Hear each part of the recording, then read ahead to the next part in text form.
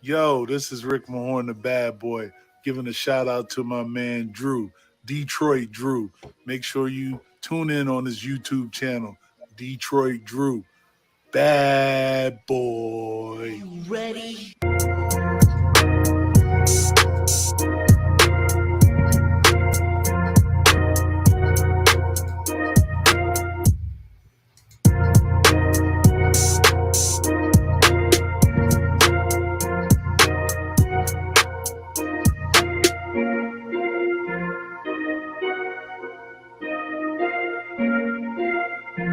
Detroit basketball. Yo, what is good, peeps? Welcome back to another edition of Above the Rim with the DSA and special guests. Man, we have a good one for you guys today. Man, we got two special guests coming on the show. Our first special guest is a fellow Detroit YouTuber. You guys know him from social media. Go check out his YouTube channel, man. He's got a lot of great content over there. And this man is none other than Pistons Talk. Pistons Talk, how you doing today, man? I'm good. How you guys doing? I'm fantastic, man. I can't wait to come on and talk some hoops. Next up is our own scouting master, hailing from the top of your screen. Bravo, how you doing today, man? What's going on, everyone? I'm doing great. Looking forward for this nice show, and we'll talk a lot of things, sports and basketball. Next up is, I can no longer say the youngest man, a part of the DSA, and I'll talk about that here in just a second. But next up is none other than CA3 Sports Talk. What's going on, CA3? What's going on, y'all, man?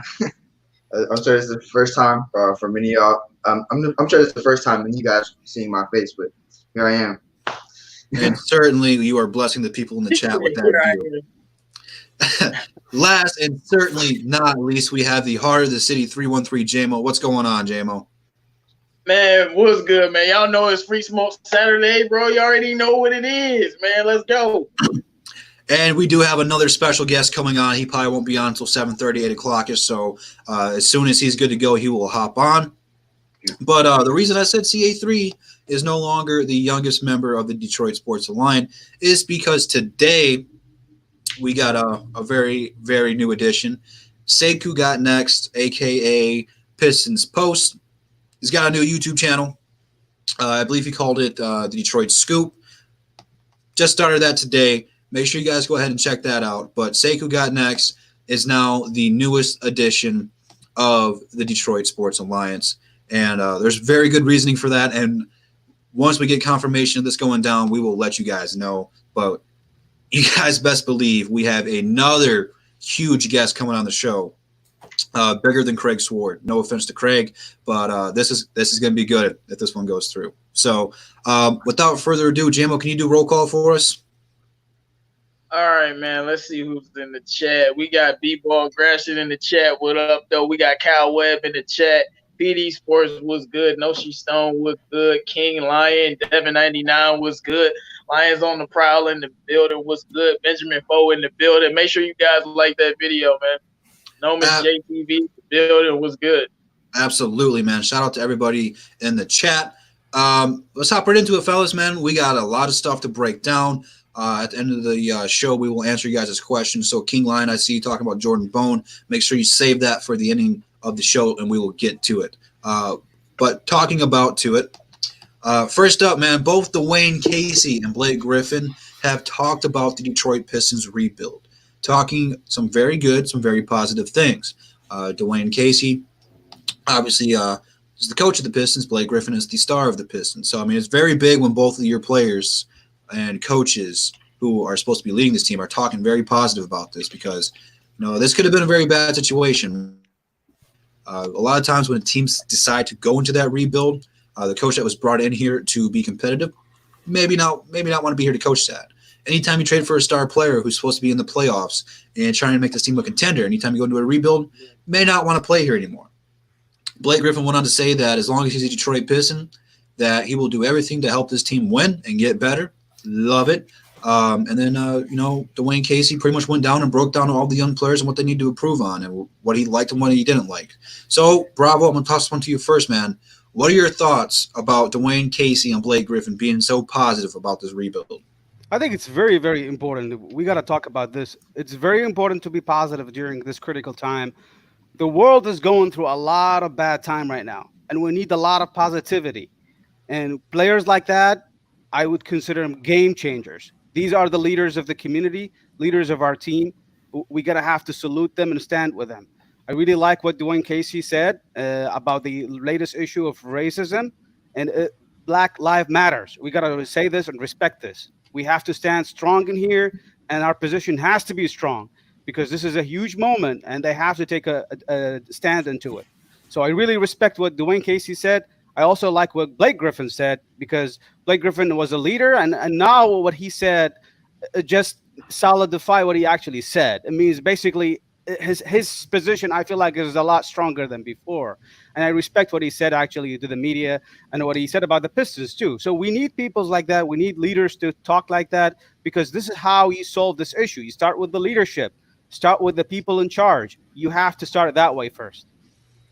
Hey, man, absolutely. Like you said, they are our leaders. Blake Griffin's the leader on the court, and, Casey's supposed to be the leader in the locker room and getting these players together. So as long as they're on the same page, it's what you kind of ask for. Pistons Talk, man, what do you think about our two vocal points, our two leaders being so positive and so optimistic about going into this rebuild?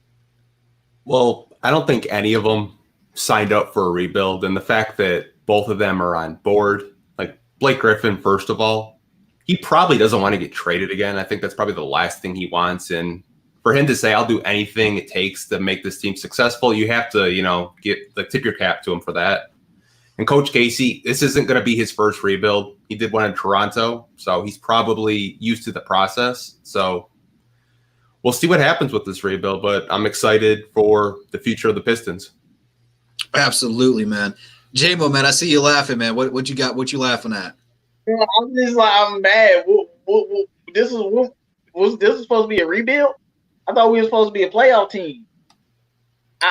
What happened to a couple years ago when Dwayne Casey was brought here? Because we assumed that we had good enough talent with Stan Van Dummy to make the playoffs, and we missed it a lot. We missed the playoffs a lot, and Dwayne Casey was brought here to elevate us to a playoff team. We're not supposed to be in a rebuild right now.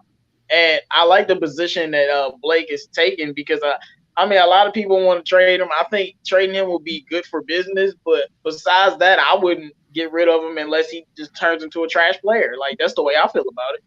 But if he wants to stay here and, take less money so we can bring in some other free agents, I'm all for it. Him and Dwayne Casey have always been on the same page for the most part because Dwayne Casey lets Blake do what he want to do for the most part. But I don't think we were supposed to be in some rebuild type mode. We were a team that was like an 8th seed, 9th seed, but we were either get swept or we wouldn't make the playoffs, and we were supposed to try to compete. And we got talent on this team to compete. So I don't know, when did this rebuild stuff happen? Now, so we go, everybody gets injured and we win 26 games. Now they talking about a rebuild. Everybody was hurt. We would have been in the playoffs if everybody was healthy. We would have got swept again, though, man. We would have got swept. We would have got swept in 2 seconds. I don't think we would have got swept with D Rose, man, and Luke Kennard. I don't think so. And a healthy Blake Griffin. I don't think so. I definitely think so. Not in the East. I don't think so. If we played Milwaukee, we're getting swept. Yeah, that's what I'm saying. Yeah. In Milwaukee, we win in one game. We not going out if we was a healthy team, we ain't going out like last year. Last year was Blake on one leg and the ghost of Andre Drummond and nobody else on the team. I don't know how, but we got worse defensively. You had Ricky Bruce Brown out there, man, playing small forward. Guard small forward. It was terrible out there. But, of course, Pistons fans will buy the rebuild talk. But I think we are in a soft rebuild type state. And of course, we're not championship contenders or anything like that. But, I feel like the Warriors had that bad year. Now they about to come right back and be in the playoffs. I think we had a lot of injuries, and we should be able to come back next season and be in the playoffs, especially the East still look weak. So, you know what I'm saying? And Blake is one of the best players in the East. So when I'm thinking about that and then the person that we draft, I don't know if this is a rebuild. I want to say it's more of a retool than a rebuild. And that's what I was really saying from the day we traded Andre is it's not really a rebuild because, I mean, we have a ton of young talent right now, and they're not at their ceiling right now, you know. Luke's going to get better. Mahalu's going to get better. Seku's going to get better. Christian Wood's going to get better. Bruce Brown's going to get better. I mean, we got guys in the G League we didn't really get to see, like Jordan Bone, Dante Hall, Lewis King, that really need some opportunities. I mean, we have a young core here that needs to be developed. And, you know, there's, like we said, man, free agency is really not that deep this year. There's some solid role players in there, but, you know, usually looking at a free agency, there's always a player out there that's a star that if, like, that's like that the hot take that if that person goes this where or here or wherever, that he's going to change them. There's not really a player in free agency like that. I mean, there's still some quality free agents out there that I want the Pistons to go out and try to sign, but the biggest offseason move the Pistons need to make is draft day. They have to get that right. They have to get that player because depending on where we get, say the lottery helps us out, like you said, we could be right back in the playoffs because besides that, the biggest offseason move for the Pistons is keeping Blake Griffin healthy all offseason. Because when Blake Griffin is healthy, we are going to win basketball games. But CA3, man, how about yourself, man? What do you think about our two leaders in Dwayne Casey and Blake Griffin being so positive and so optimistic about this rebuild? Like Jamo kind of said, it's kind of unfortunate that we're like in I wouldn't say we're like in a full rebuild, but we're like in a small kind of rebuild. You know, but I'm glad, you know, Casey's embracing it. Especially like Piston Talk said, he didn't come here with that expectation of going into a rebuild. But I'm glad he's really optimistic about it and glad to take this team in a different direction. And when it comes to Blake, you know, it's very important that he's really that he's down for it because, you know, he's our star player, you know, and it's always good when your star player shows loyalty to the team. So and I'm glad, but I mean, it's kind of sad that we're kind of having to rebuild. You know, unfortunately, you know, Dwayne Casey, as much as I you know, don't like some of the stuff that he's done with the Pistons, I kind of have to cut him some slack because, you know, he kind of came here having to kind of get rid of the crap that what's his name? Sam and Deni traded. So it's kind of been hard for him to kind of get this team where he was supposed to bring them. But I mean, to me, you know, it shouldn't take you 3 years to get this team fully together. But you know, I mean, I started to come a little slack because of all the dumb contracts Stan Van Gundy created. So, but it's really great that they're embracing, you know, the whole rebuild thing.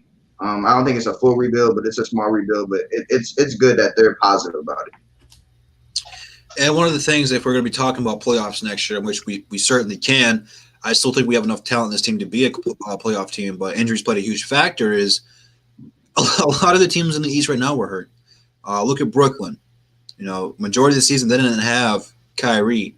They didn't have KD at all. Next year they're both going to be back. Those are two top 10 players in the league right there. Washington's going to have John Wall back next year. They're going to pair him up with Roy Hachimura and Bradley Beal again. You know, he hasn't played with Roy yet. So, I mean, it's going to be entertaining over there. It's going to be tougher next year. It's going to be tougher for a minute for these lower Eastern Conference teams like the Magic, who are on the bubble, to get into the playoffs with those teams being healthy, because Philly's still going to be tough. Boston's still going to be tough. Toronto's still going to be tough. I don't really see Milwaukee dropping off too much as long as Giannis is there. So, I mean, East is going to get better next year. So the Pistons really need to stay healthy and be a tough-willed team, but it's possible. I didn't put this one there for the questions, but I was scrolling through social media before the phone, and I had it saved to make a video on for next week. But while we're talking about Dwayne Casey, fellas, he said that the Pistons need to go ahead and get the starting point guard position filled, which is huge. He said rather if it's in the draft or free agency that they need to go ahead and get that player. So my question to you guys and to people in the chat, make sure you guys do like that video, as Blue and Silver Phantom is saying. With Dwayne Casey saying we have to go ahead and get a point guard via draft or free agency, What are your thoughts on that? And do you think he has somebody in mind? Pistons talk. I'll start with you on that one. If we're talking about free agency, it's probably going to be Fred VanVleet. I think we all know that.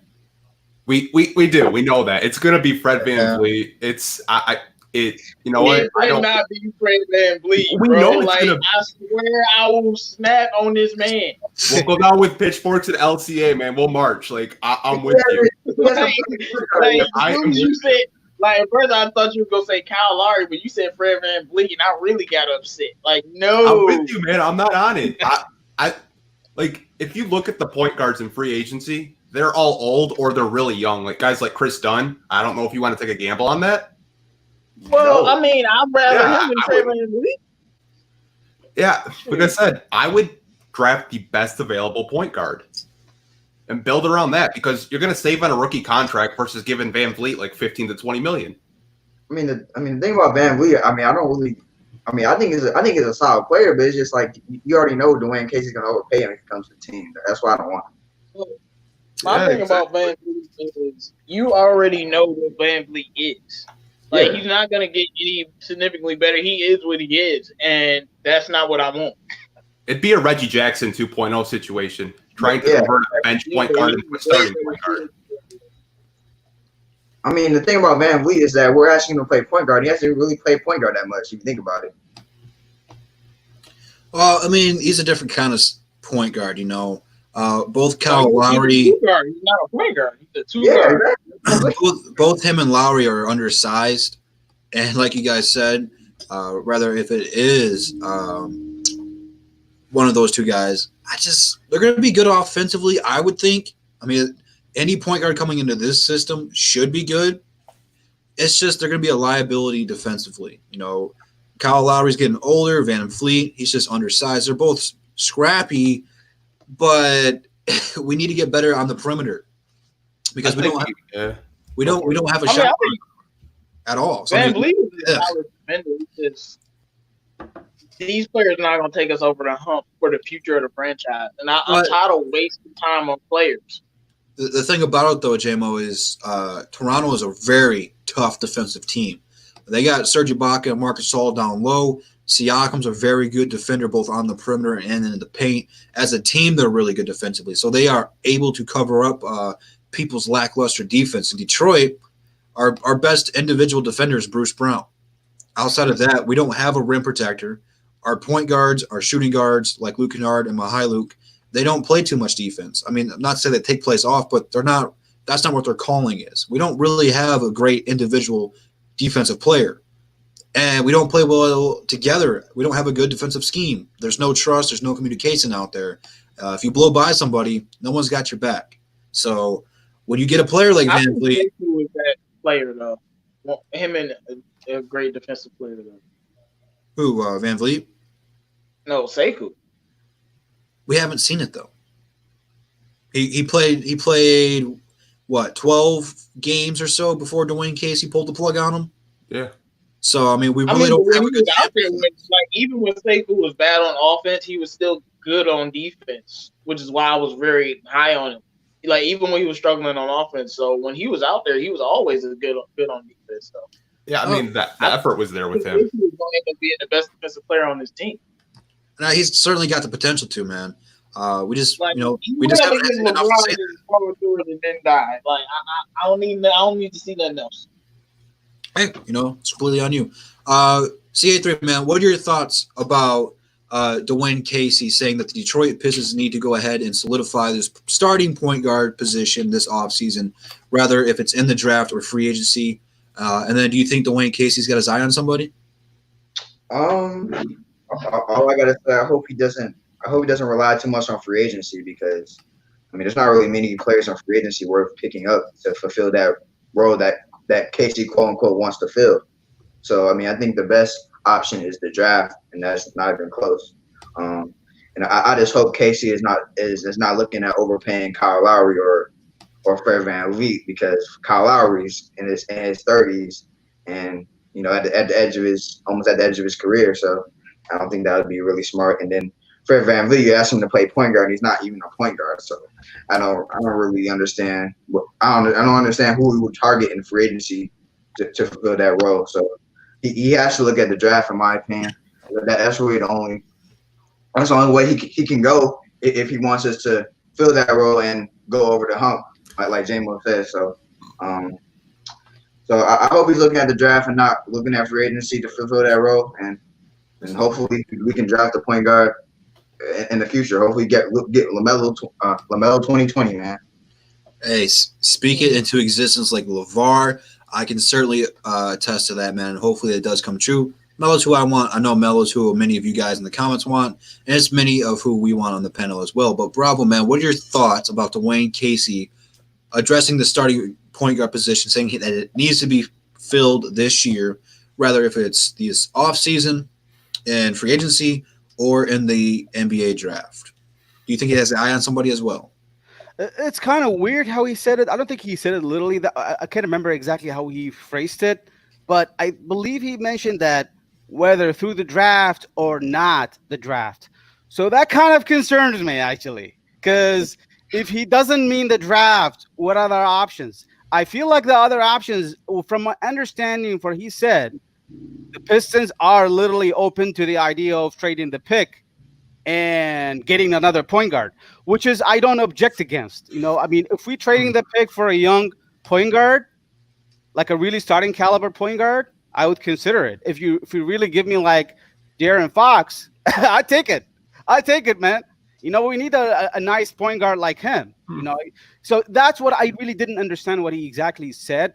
If it's the free agency, I don't see many point guard. I'd agree with Pistons talk. The only one we are linked with so far is Fred VanVleet.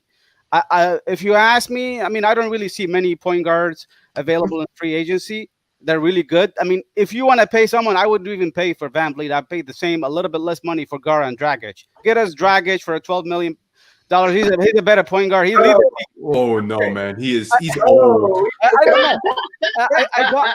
This is my personal opinion. I mean, I don't want to pay a lot of pay money for a point guard like Fred VanVleet, who's going to command at least 18 to 22 million, if not even more. He might be getting like a 20 plus million. So I'll be really hesitant about paying him, and I really hope that he stays in Toronto. He's Canadian, I believe, right? I think VanVleet is Canadian. They did mention DJ Augustine too as another possibility if they can't get Fred VanVleet. Oh my God! It's getting worse. I know, man. It's getting worse. I like DJ though. He's just not a starting point guard. It's not what we need. I'm not gonna say you're wrong, but I would rather play Bruce Brown and let Bruce Brown fail or succeed than bring on DJ Augustine. I mean, DJ's like 34 years old, bro. Why? The other way to look at it. The other way to look at it, what he literally said in the conference, it was kind of interesting. I don't know if he means he's gonna draft a point guard or he's gonna draft the best available player like Obi Toppin or let's say Anthony Edwards. Maybe they're looking at that and drafting and getting a free agent through point guards. I don't know what I can't remember the exact phrase, but he mentioned that whether through the draft or not, I kind of believe they're open to the idea of trading the pick, which is I'm concerned about. And I hope it's not true. If we're going to really need a point guard, the only way for us is the NBA draft, in my opinion, at this point. And we don't really need the best available talent. I'm not going to say we don't need the best player in the draft. We need the best point guard in the draft, man. We're dying for a point guard. There is only one man exactly who is going to be a free agent that will come in here and be a starter day one for the Detroit Pistons at point guard. And that is none other than the man, the myth, the legend, Jose Calderon. I thought you were going to say Bennett Udre or someone like that. Hey, lying with the crowd said Augustine's still in the league, bro. I had to laugh. I'm like, oh my goodness. Hey, man, he played great for Orlando, especially in the playoffs last year against Toronto. Yeah. The only thing bad about DJ is he's undersized and he's really, really streaky. And he over dribbles like a mofo. He will dribble that ball for like 15 seconds and then shoot it or pass it. It's like, man, pass the ball. I mean, Markel Fultz took his spot, so I don't really know if that's a good move. Yeah. I mean, I'm with you. Hey, I will say this, okay? Say we go ahead and we get a top 3 pick. We get our point guard, rather if it's Melo, Killian Hayes, Cole Anthony, However you want to slice the dice, Tyrese Halliburton. I mean, I can go here and name every point guard in the draft. Say we get the guy that we want, and he'll be starting. Then you got Derrick Rose backing him up. I think DJ would be a guy if you don't think that Jordan Bone is ready to play point guard, if you don't really think Bruce Brown or Luke Kennard or Mahai can play the point guard position, that he could be a guy come in here and be the third point guard and be this year's Tim Frazier, because Tim Frazier is butt cheeks. He should have never been on this team last year.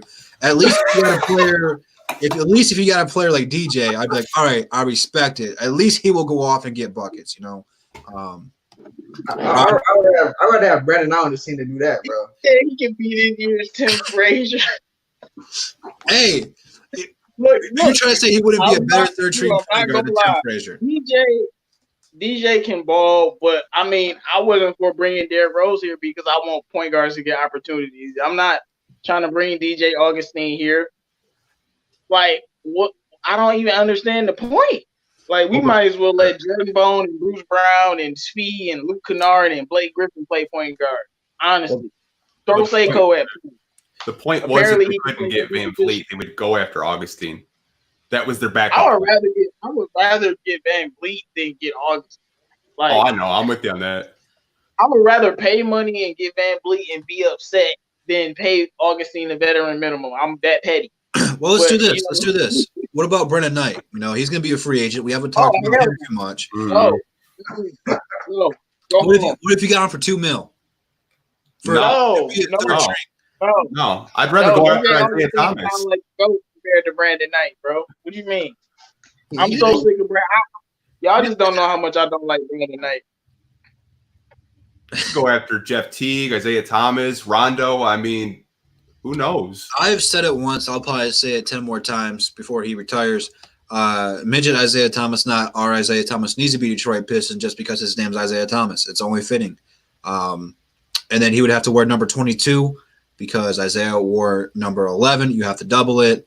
Rock the Palace Prince jersey number. So I think that's what should happen eventually. I don't know if that'll be this year or next year or whenever. But somebody in the comment section is asking about Trey Burke. Well, hell no. I'm sorry. No. Mm-mm. Hey, man, that's Noam's boy, man. I don't even think he's a free agent. Interesting. What was that, J-Mo?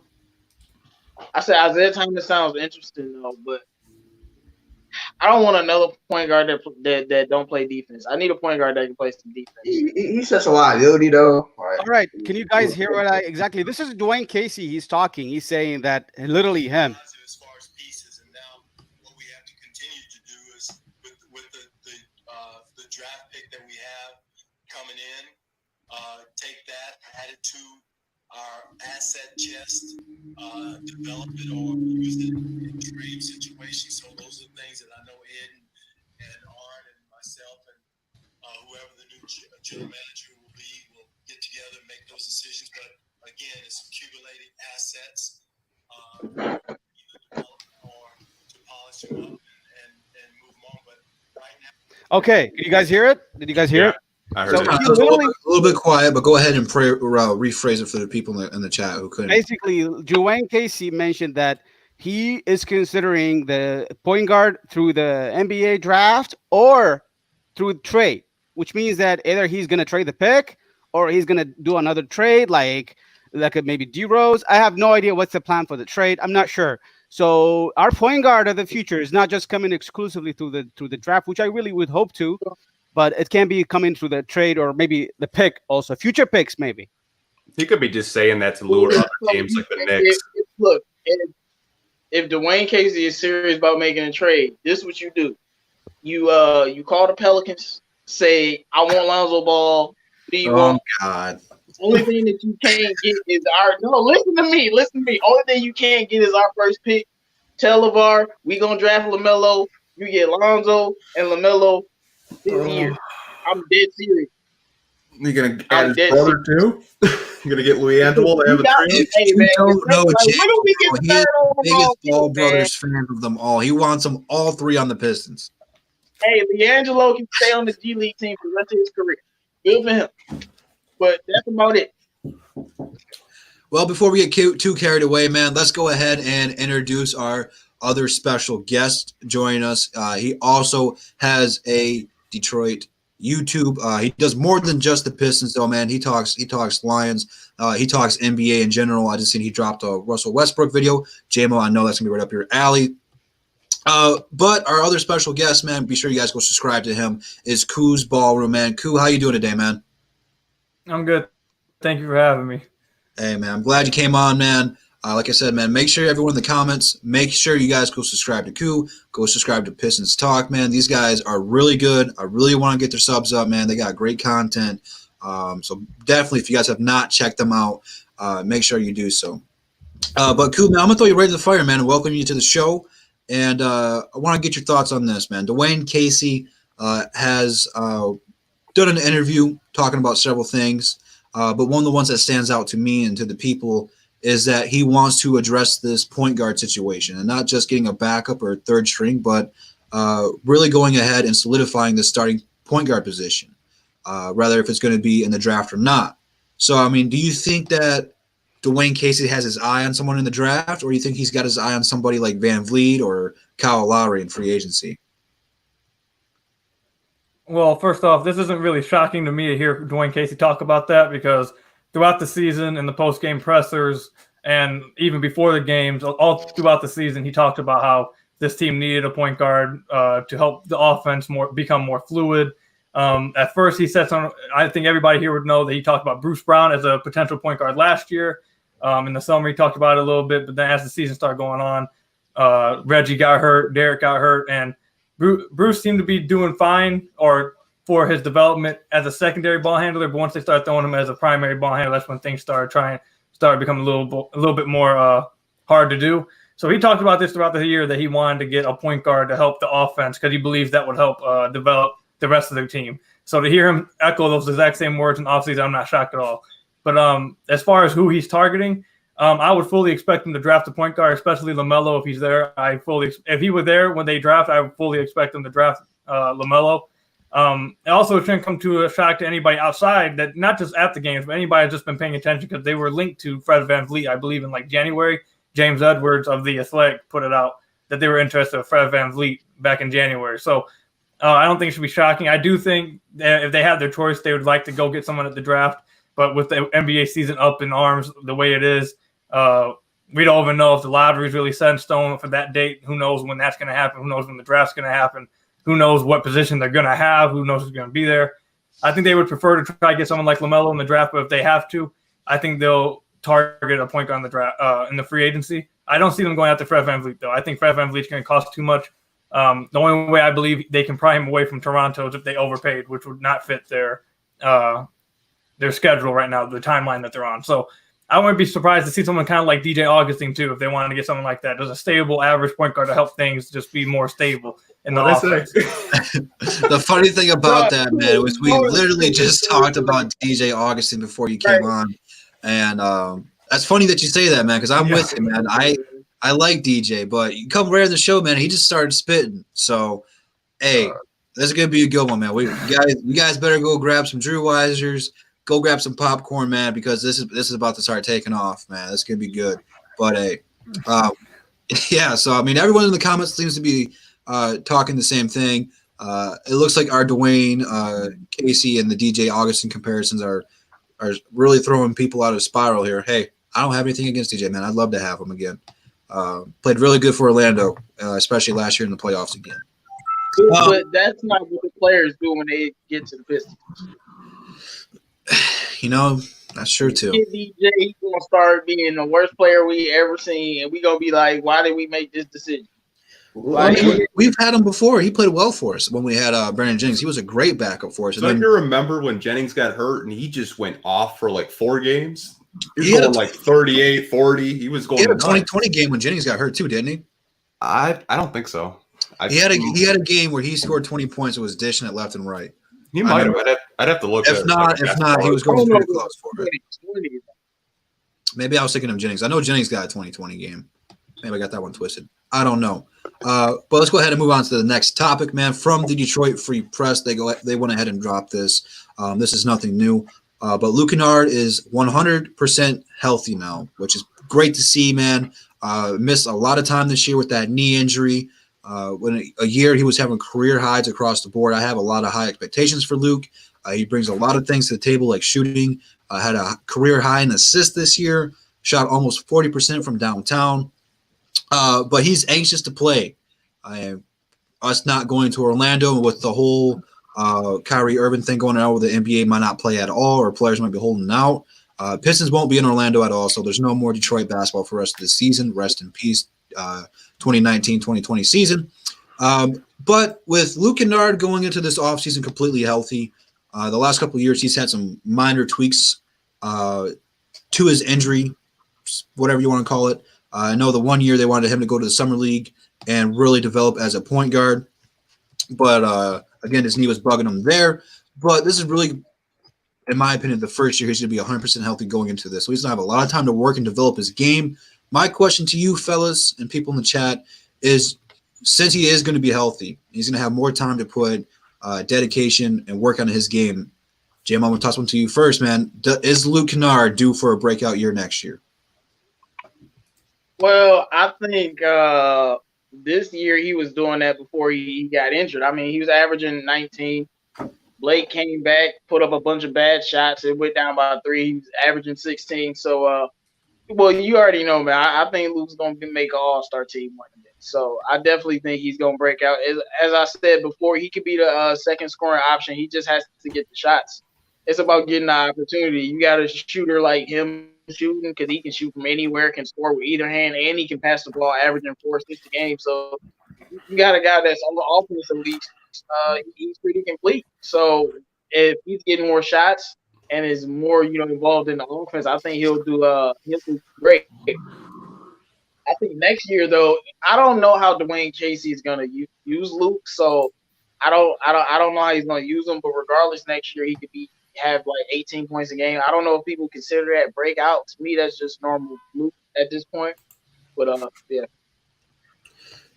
I think that anytime, man, you get a player who is ready to play, who wants to play, who's healthy, they're going to improve. This will be going into his 4th season next year. That's right around the time, young players are developing to the point where they know what they need to do, what they are expected to do. Right now, with what we have, I don't really know what his role is going to be. Like we said, we really don't have a point guard. Like he's the best shooter on the team. Like his role, he needs to be the same. Like when you're not giving Blake the ball to score, Luke needs to get the ball, and then you start giving it to Christian Wood and Sekou and whoever the point guard is, depending on who that point guard is, because if it's LaMelo, then that changes up a little bit. But you start to dish it out, because Luke has shown that he can score. When Blake was hurt and he had the opportunity to be that second scorer option, he was giving 19 points a game. So if that happens next year and you take the scoring load off of Blake Griffin and let Luke score for and shoot for him, I think it's only gonna turn out well, and then he'll start dishing out the assists, because it'll affect the game plan. Hey man, I can't contest to that. Pistons talk, man. What say you, man? Luke Kennard anxious to play, 100% healthy. With those two things in mind, I think he's going to have a very strong offseason, just game plan and wanting to be better. Does this mean Luke Kennard should be due for a breakout season next year? If he's healthy, yes. I mean, I think since he's been drafted by the Pistons, he hasn't played a full season. I think his first year was like 73, 63, and then 20 or so games this year. So if he's healthy, yes, I do see him having a breakout year. But I want to ask you guys a question. Do you guys feel if maybe Luke gets injured again, and if he's balling out, do they look to trade him? It's tough. Here's my thing, man. If you have 2 players on the team that shoot well into the high 30s, low 40s at shooting the 3, I don't see how you can trade them. Just because one player is playing a little bit better than the other, because I think that Luke and Luke Kennard can be really, really deadly together. I don't want to break them up because there's going to be times where they're on the court at the same time. There's going to be times where they're not. One's going to be starting, one's going to be backing the other one up. I'm not sure which one's going to be better because this was Luke's technically first year, but his second year. This is really the first year he really had a lot of NBA game time. And he played pretty well and shot the ball pretty well. He turned the ball over a lot. He's going to get better at that as time goes on. He's going to progress and get better at it. I just don't see how you could trade both of those guys or one of those guys. So if I'm the Pistons, I say no.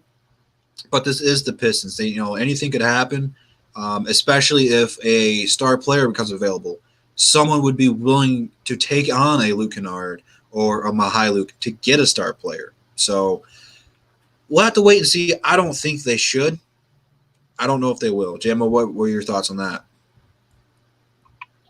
Nah, I was just saying, man, there's no way I'm getting rid of Luke. Like, unless he started playing bad.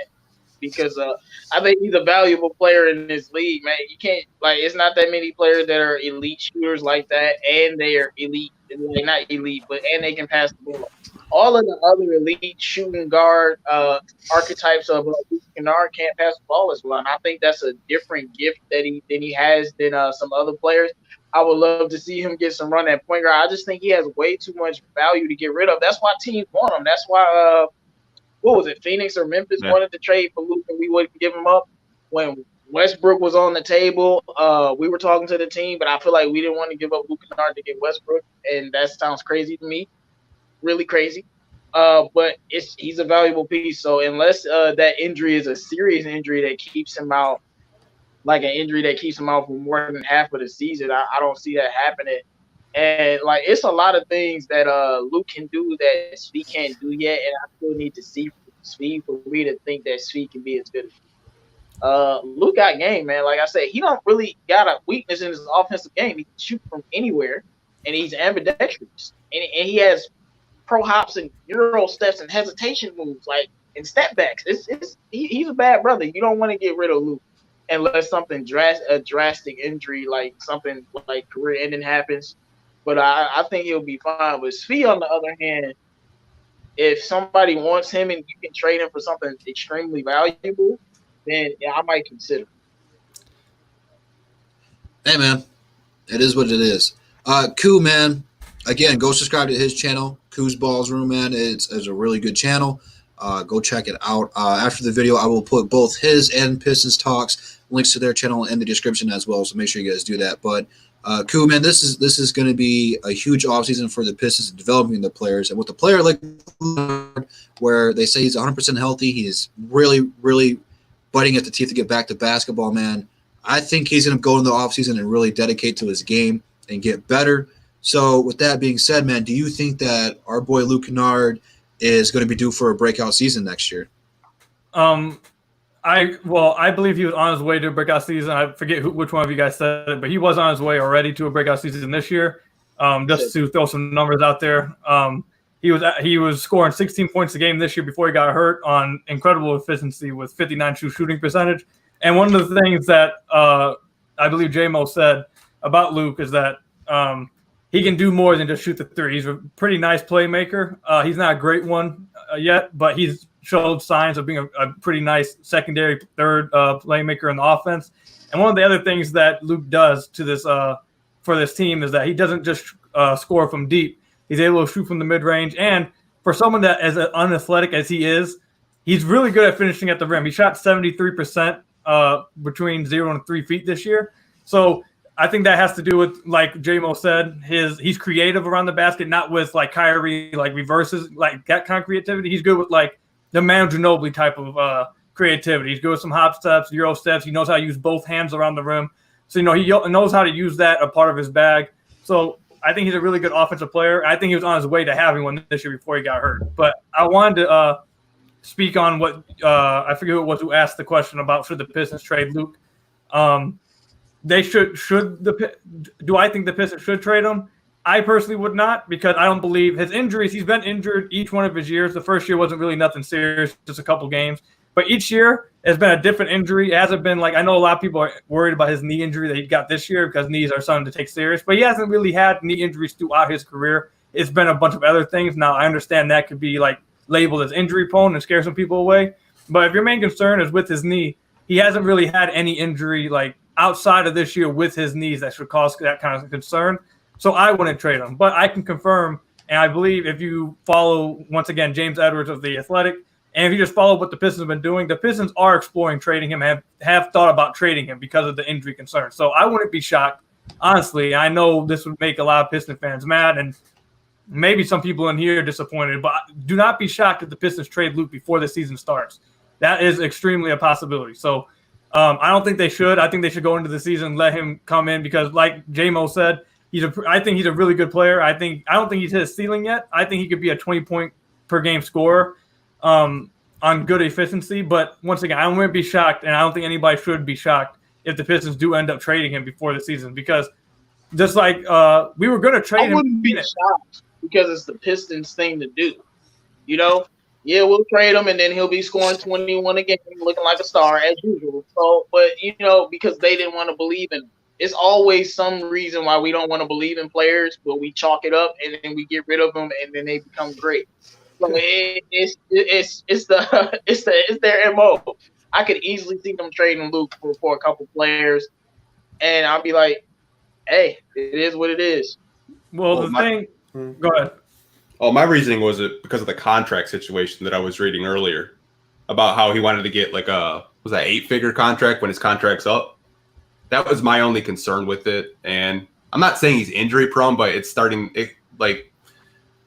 know. I'm just concerned about he could become injury prone and they're going to be paying him a bunch of money to sit on the bench. That was my only thought process with it. Well, the thought process. He's only been injured seriously once. Yeah, the thought process here with the Pistons, from what I understand, the thought process here is the fact that they're in a rebuild right now. So they have to start evaluating their future.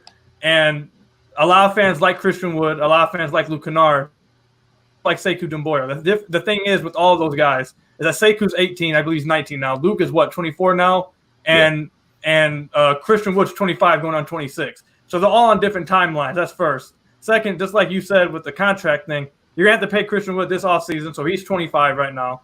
He doesn't match up with Sekou's and whoever you draft this year's timeline. Then you got Luke coming up next year with Svi and Bruce that you have to figure out if you want to pay them, who may be a little ahead of schedule on the timeline than whoever you draft in Sekou. And then after that year, now you start having to pay the rookies that you drafted last year. So they have to start evaluating all those kind of things. And like you said, Luke's going to want to get paid somewhere between 15 and I believe he's going to get somewhere between $15 and $18 million a year. And the Pistons have to try and make this.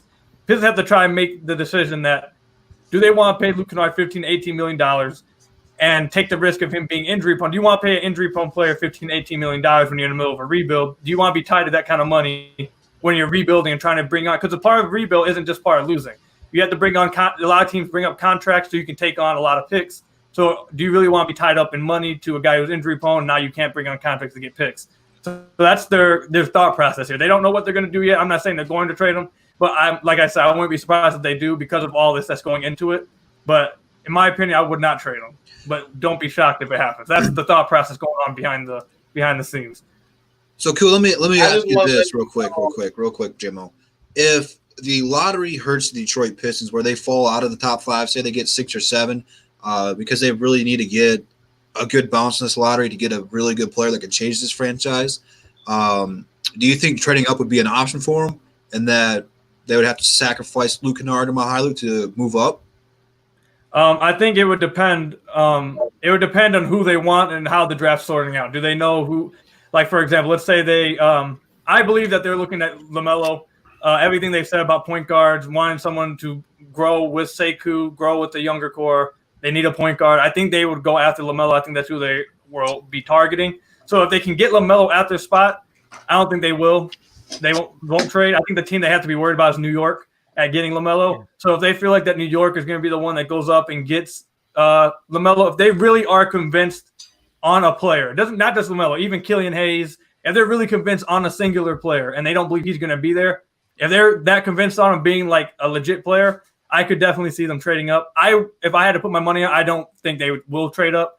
But if they do identify themselves, they are not scared. I don't think this front office has shown to be this front office will not be scared to do that. If they find a player that they really like, you have to, for example, just go back a few years, not even just a few years, last year and 2 years ago. They did the same thing with Kyrie Thomas. They found a play. This is the second round, but they identified a guy that they really liked, and they gave up stuff to go get him. Now we're looking back on it. It doesn't sound like a very good trade because Kyrie hasn't worked out. He's been injured, and we haven't really got to see him. But they've done that before. Go last year. They had 4 second-round picks, I believe, from the trade they got for the 30th. They traded, 3 of them to go up and get Davidas. That's a player they identified. No one really knew about him, but that's a player they identified, went up and got him. So this front office has shown that they're not scared to go up and get the guy they identify. So if they identify someone, LaMelo, Killian Hayes, that they want and they don't think they're going to be there, I could see them trying to be aggressive and get that guy. Yeah, I think they got to do what they got to do. Jimbo, before you go real quick, 2 things. 1, shout out to Everything King, man. I appreciate you rocking with us, man. We got to get you on here and talk some basketball with you, man. And then number 2, we have a huge super chat from PD Sports. He dropped a big boy $50. So PD, man, you didn't have to do that, but I am really, really thankful for that. So thank you so much. Go ahead, Jamo. I said, who's in charge of Scott making these decisions? Because what did y'all not like about Kevin Porter Jr. and you were so in love with Servetus? I'm not about to play. I'm playing for a different team than Israel. I don't understand none of that at all. But the thought process, I can tell you what went to that decision. The thing is, before the season, now looking back on it, I'm because I wasn't the biggest fan of KPJ at the draft, so I wasn't too worried about them passing up on him. But obviously, he got better each month of the season, and he looks like he might be the most intriguing prospect on the Cavs. So obviously, it looks like a mess up from the Pistons side. So, but the thought process you have to look at before the season, the Pistons were looking. This comes before the free agency, so the Pistons were looking to try to build a competitive team for this season. Because remember, their goal was to compete as long as possible with Blake throughout his contract, try to win as many games with Blake, and then after that, whatever happens, happens. So they were trying to save as much money to get as many players as they want, which they got Derrick Rose, they got Markieff. So they were trying to save money. They didn't have much money at all. So if they would have got somebody at the 30th position, they would have been having to pay first-round money, and that wouldn't have allowed them to get Derrick Rose and Markieff. So that was their thought process. They wanted to keep money because if they drafted someone in the second round like Davidas, his contract's not guaranteed. They can still use money to use in free agency, which is what they wanted to do to get someone like – because apparently they really wanted Derrick Rose. They knew they wanted Derrick Rose. So they wanted to have money to get Derrick and someone else to help with some size. So that was their thought process. Obviously, looking back, since they released Markieff because the season went so downward, it probably was better for their future to get KPJ. But that was their thought process of trying to get to trading away these picks because Davidas is over and I forget what team he's playing for, but he's not a guaranteed contract. So they're not having to worry about paying him, and they were able to go in free agency and use the money that they had to try to put the best team available for this year, which I think – I tweeted this out the other day. I think they did a really good job at that, honestly, at getting players at the bottom or like not the top players, but everyone outside of our top 3 like Reggie, Andre, and Blake. I think they did a good job trying to get them a good team around them. And they did step up. I think the reason why the Pistons didn't play well this year was because of their top guys, not the guys at the bottom. Because I believe the bottom guys stepped up. So I think that it worked out for him if Blake doesn't die. If he doesn't like die before the season, it might have worked out. But I understand why fans would be mad about Kevin Porter Jr. not being on the squad, but that was their. We did a live draft, and I mean everyone knew this about people over here with DSA above the rim. They knew how high we were as a group on Kevin Porter Jr. Like extremely, all of us. And when I'm like, we saw him up there, we're like, oh my goodness, we about to get a great player. And they were just like, we need to get some money for some certain things that they got cash considerations. And then they got some unknown foreign guy. Of course, you're going to be upset about it, especially when it turns out we were all right about Kevin Porter Jr. Like, so it's just interesting to see sometimes some of the ways that they think, because to me, you just take the talented players, and we got a super chat war going on. Maybe I need to drop $1 in there now. We got Koo in here, man. He comes on the show, bro, and just starts dropping bombs left and right. Hey man, we got people. Hey, we got people in here saying we need to get this guy on here more, dude. You guys aren't lying, man. Cool, man. Thanks for coming on, man. The people are enjoying this. Bravo, he went ahead and dropped a $4.99 saying thanks, PD. Bravo, bro. When you're on the show, bro, you don't have to do that. You don't have to do that at all. But thank you, Bravo. And then Everything King came right back and topped Bravo by a penny. It said, hey, I'll take your $4.99 and I'll match you $5. So, man, you guys are the best. Thanks to everyone in the chat for watching. Man, we're not even halfway through this topic yet. But, hey, like we said, we got no time but right now. So, You guys are coming at us left and right. I appreciate it. Let's go ahead and get some of the rest of the fellas' thoughts on this, man. Bravo, since you went ahead and dropped that super chat for me, what are your thoughts on Luke Kennard being healthy and ambitious to come back and play some hoops? And do you think he'll be ready for a breakoff season next year? I think he's really already like he was like one of the candidates for all improved players last year.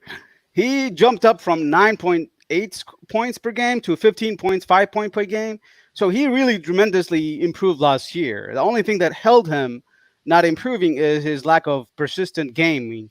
That's the only thing. And I think is the injury. I do not think it's a big injury. It's, again, I'm a physician. I'm looking at the injuries in general. It's not like a ligament. It's not like an ankle joint. It's not like a knee joint. It is a tendonitis. Tendonitis is something goes back and forth.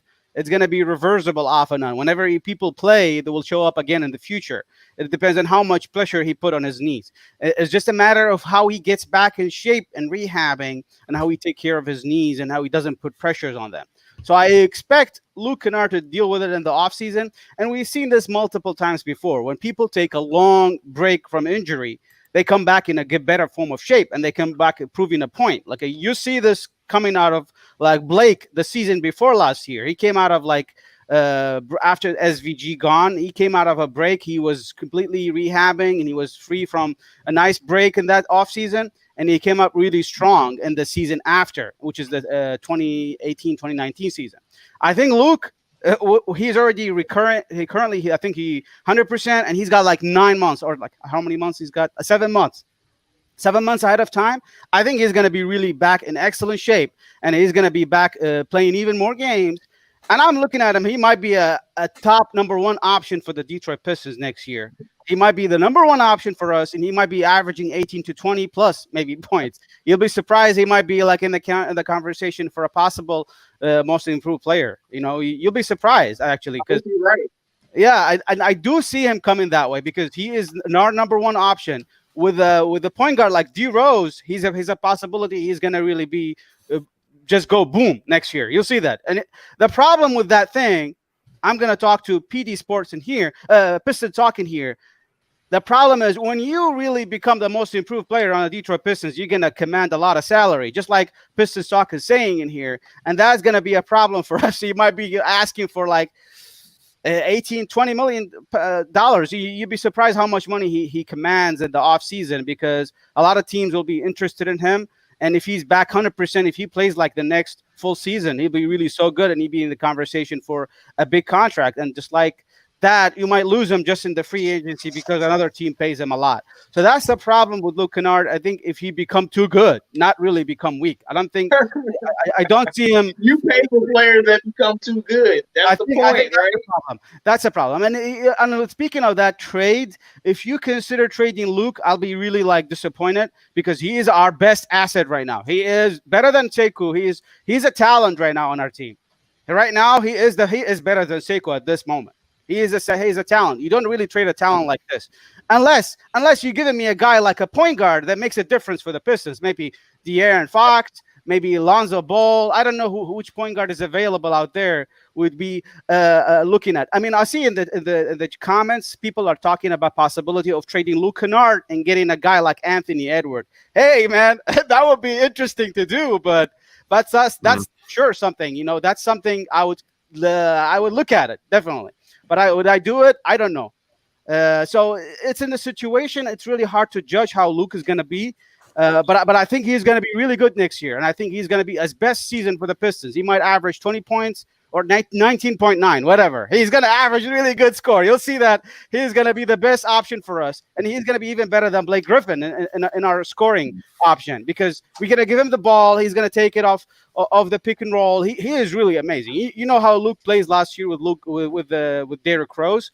And I think he's going to be a primary or secondary ball handler for us next year. You'll see this. I see a lot of people in the comments right now are asking us a ton of questions.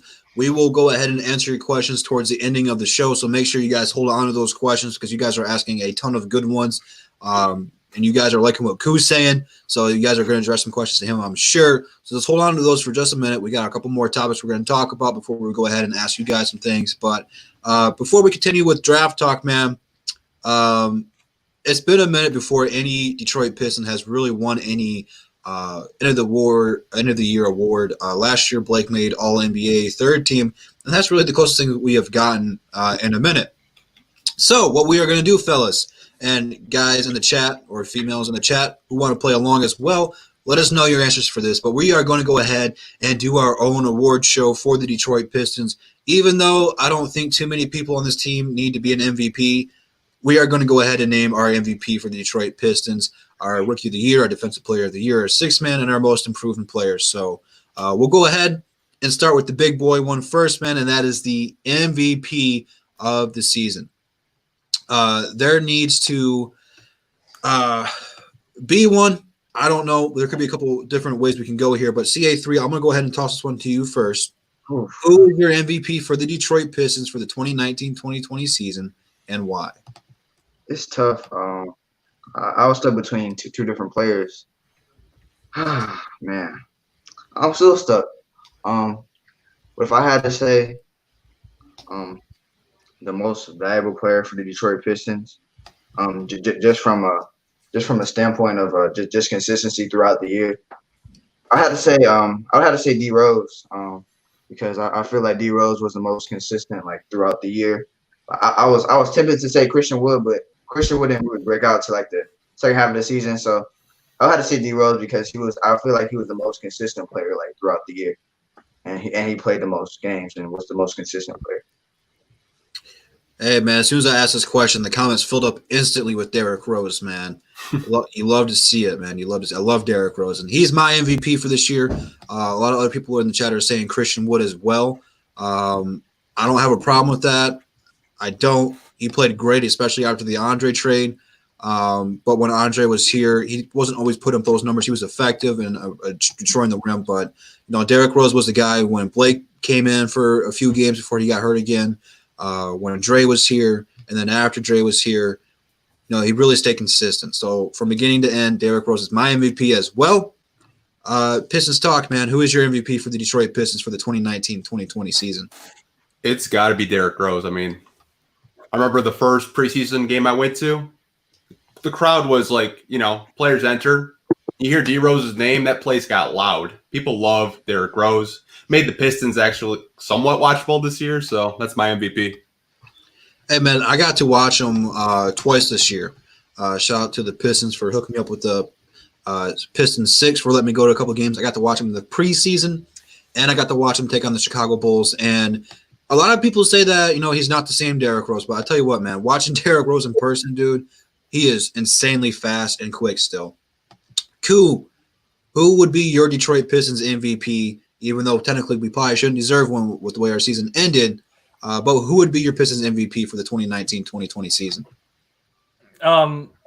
Just to hit on what I forget who it was that just said it, but I can back it up that I was at almost every home game this season because I was part of the this was my first year being a media credential, so I was at almost every home game. I can back you up that every single time Derrick Rose's name was announced, the crowd, I tell you this, the Pistons barely had any fans at their games, but when Derrick Rose's names were announced, it was like the whole stadium was filled. It was like every time he scored, anytime he did something crazy, anytime his name was, even when he subbed in and out, like the stadium was going crazy. So I can back that up.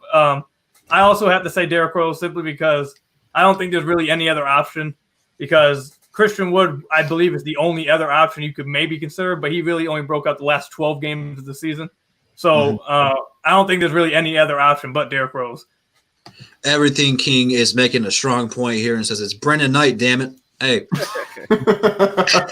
I like it. Bravo, man. Who would be your Detroit Pistons MVP for the 2019-2020 season? Simple. It's D Rose, baby. That's a simple one. He's the best point guard we had in a while since Brandon Jennings, and I think he is really the most MVP. Speaking of, I'm gonna just give a shout out for someone who deserved to be the most valuable team contributor, team performer, community performer for the Pistons, and it's the most MVP behind scenes, Langston Galloway. This guy made a lot for the city of Detroit after the virus thing, and you got to respect what he did for the community. I have to respect him because what he did so far, I mean, I have to give him a shout out. He's really a good guy, and you need someone like this in the community. Trust he's a good guy. No, yeah, I can back that up. I talked with Langston a couple of times during the season. When I tell you I was extremely nervous going into the locker rooms. I was by myself, like quiet. Langston went out of his way multiple times to talk with me. I remember I wore some Jordans to one of the games, and he made sure to talk with me about that. He easily is probably the nicest guy on the team. He's a really, really, really great guy. Really great guy. Nice guy. He is. I went there. Man, I wish I could remember the date, but we played the Chicago Bulls, and we ended up losing. And, a lot of guys went back to the locker room. And I don't know if it was like his own group of people, but there was like 10 kids over there. And he just spent like 20 minutes over there just talking to the kids. So, I mean, even though many of us, might not like Langston on the court or think he's great, like you guys have been off the court and for the community, he is great. So bravo, people make fun of you for the MVP talk, but no, man, he's a really good guy off the court. He's a great teammate, super nice dude. Not on the court though, but he's a wonderful guy. Like LeBron James is the best player in the world existence off the court, but on the court, people got their own problems with him. So come on, man. Well, J-Mo, man, do you have anybody but Derrick Rose to be your 2019-2020 MVP for the Detroit Pistons? Of course not, man. Of course it's Derrick Rose. And the reason that I don't even think Christian Wood is in the running is because, he was putting up great numbers, but the numbers weren't leading to wins. If we're talking about MVP, Derrick Rose won us games.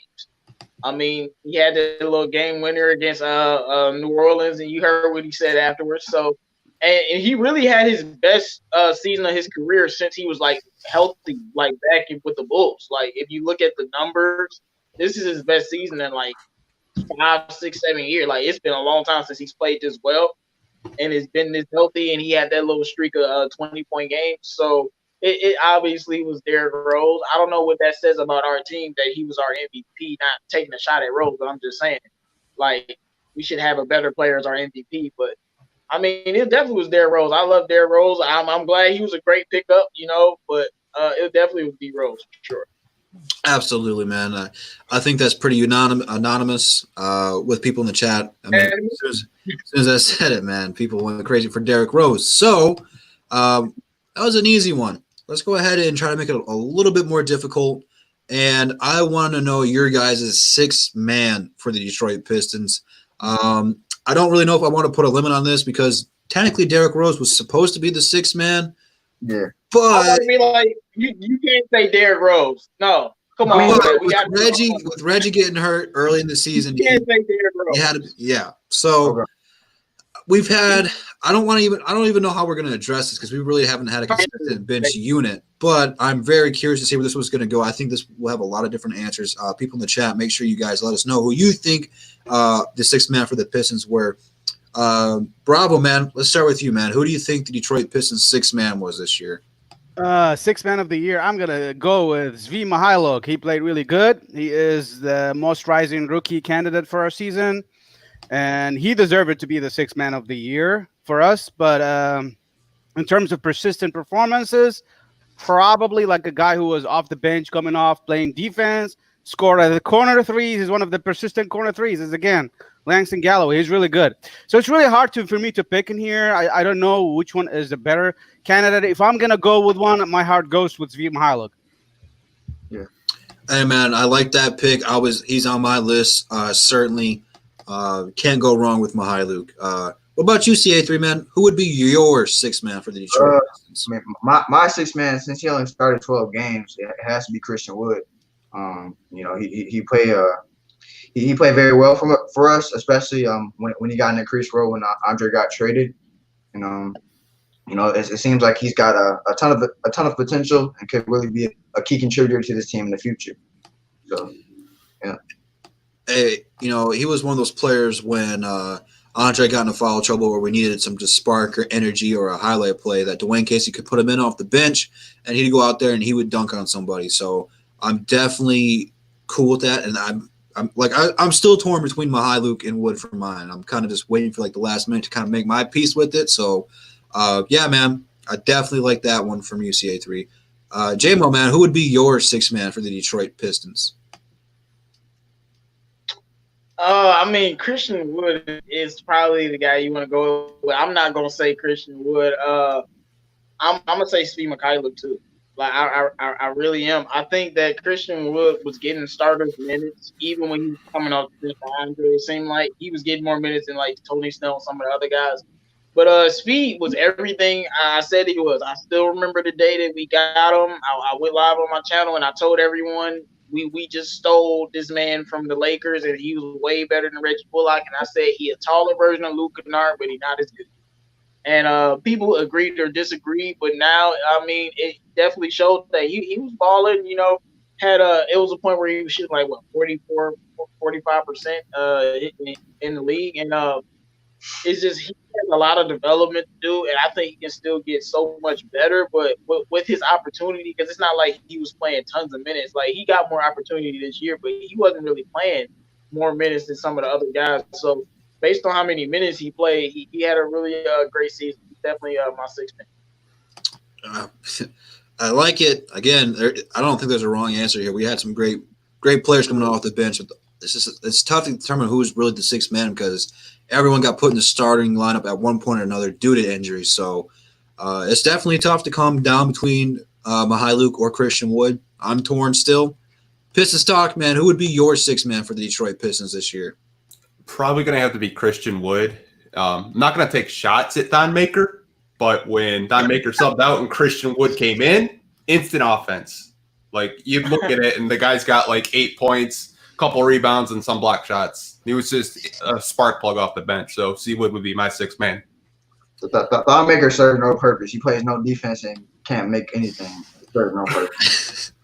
The most disappointing man of the year. So that's what the hell we give Thon. Hey, man, Thon's still young. Thon can still be good. I'm just going to say that. Hey, I actually stood up for Thon, man. I didn't think Christian Wood on our last episode, though. Beginning of this year, man, I was like, hey, man, we might want to pump the brake on Christian Wood because, you know, Thon, you know, he's had a whole year to work out. He was looking good.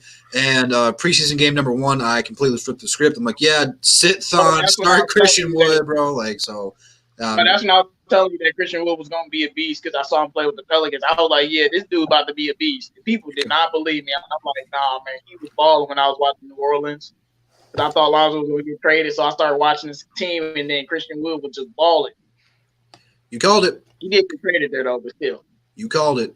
Cool, man. Who would be your sixth man for the Detroit Pistons this year? Okay, so I'm not going to pick Svi because he started 27 games, so he gets canceled out for me. I'm also not going to pick Christian Wood because I believe that not even to his own issue. A lot of times Dwayne Casey did not play him a lot. A lot of times Dwayne Casey said he wasn't playing because of his defense. There's a lot of games he just didn't play early in the season too. There's a lot of games he just didn't play, and then there's other games where he played like 5 minutes and then he'd get brought out and wouldn't play at all. So I'm not going to pick Christian Wood. I'm going to pick Langston. Langston, I believe this year, I know that a lot of people, I see it in the comments, a lot of people are saying something about Langston. I see a lot of people aren't very big fans of Langston.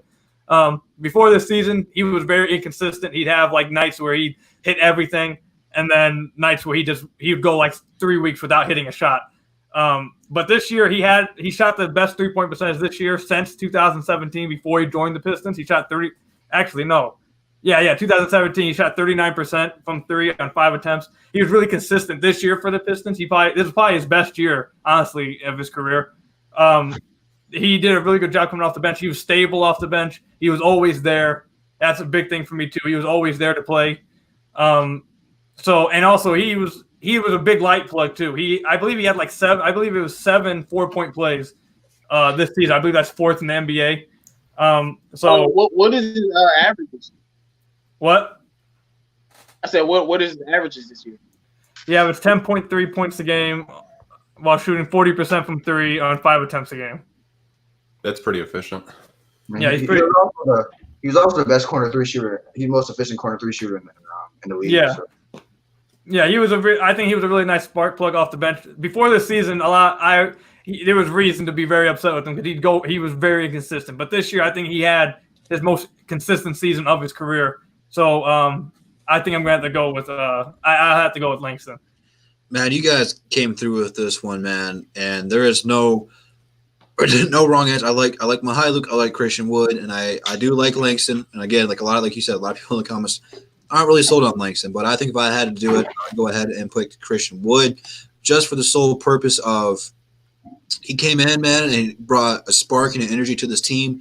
And those games where if we were down by 15 or 10, he'd come in and do something, whether if it was a poster, catch an alley-oop, or just be out there and shooting some corner threes or at the top of the perimeter and just kind of open up the offense, really changed the pace and kind of motivated the team. So if I had to pick someone, I think I would go with Christian Wood. But yeah, man, I'd like all those answers. Not a wrong answer on anybody. Hey, at some point, D Rose was the sixth man of the year before he started for the Pistons. And that really changed once Reggie got hurt after game number 2. So we got to put more minutes on him, and he started more because outside of that, I mean, you had Tim Frazier starting a handful of games, and that really says a lot about your depth. Oh my God. So. Tim Frazier, who also was on the Pelicans, and I told everyone when he came to the Pistons, what did I tell y'all? He was trash. People try to disagree with me, man. I don't know why. I'm not going to touch that one, James. I'll let them tell you why they disagree with you. But I think that this one should be pretty unanimous as well. Rookie of the year. Obviously, I'm going with Sekou. I don't know any other rookie on the roster who got as many minutes or opportunities as him, and he didn't even get a lot. You know, Lewis King played a little bit, and he played pretty well. Jordan Bone played a handful of games. Dante Hall got a 2-way contract at the end of the season. But outside of that, man, there weren't really too many rookies that came up on the big boy roster and played. And it's not even like Sekou had a lot of opportunities. He played about 10 games, 12 games before Dwayne Casey lost faith in him and moved him back to the bench. So, Pistons talk, I'll start with you, man. Who would be your rookie of the year? I think the only correct answer would be Sekou, just like you said. I really don't have anything to really say. I mean, out of all the rookies, well, let's do this. Let's do this. Let's do this, man. Does anyone on the panel have a different choice except for Sekou? No, I don't think. I think it's an unanimous choice that it's Sekou by default. Yeah, all right, it's final. We'll move on to the next one then. So Sekou would be our rookie of the year. I mean, what else? What else should we say? So let's go ahead and move on to another one that I think will have several different answers, and that is most improved player. Because we've had a lot of guys take a big jump in here, and even someone like Bruce Brown, whose numbers didn't pop out to you, he improved almost every single statistic, at least by 2 or more. So, fellas, Ku, I'm gonna start with you. I'm gonna start with you, man. Who would be your most improved player for the Detroit Pistons? All right, I'm ready to ruff some feathers with this one. Oh boy! I know. I actually wrote, I believe, like a 2,000-word piece on this, like I believe a month and a half ago. So I said it. I said it then. I got some heat for it, but I believe I had a lot of people also. I swung a lot of people, and I actually got an email from a guy yesterday saying I swung him on it because he just read it. But I'm gonna go with Bruce Brown. You just mentioned him. This is the thing with Bruce. Who jumped to the highest ceiling? It was Christian Wood. Christian Wood got to the highest ceiling. But who improved the most? This is why I picked Bruce, because last year Bruce was starting for a playoff team, but he really shouldn't have been starting. That was more by default because the Pistons didn't have no one else to play. And Bruce was not a very good shooter at all. He showed flashes at being a playmaker, but not on it at all. His defense was okay, but I believe a lot of the times people overrate a rookie's defense because he gets a couple highlight plays on a star player and people start to overrate him. He still was lost a lot of times off ball. So he was really just a really bad player last year, honestly. He showed flashes of stuff to make you believe if you want to, but he was a bad player last year. This year, he went from bad player to, I believe you could probably say, slightly below average NBA player, a rotational player. So he went from almost not an NBA player, pretty much not an NBA player, to a rotational player, which is a huge jump. If you look, if you want anybody who's watching this, you want to like get more in depth, I would go way in depth on it.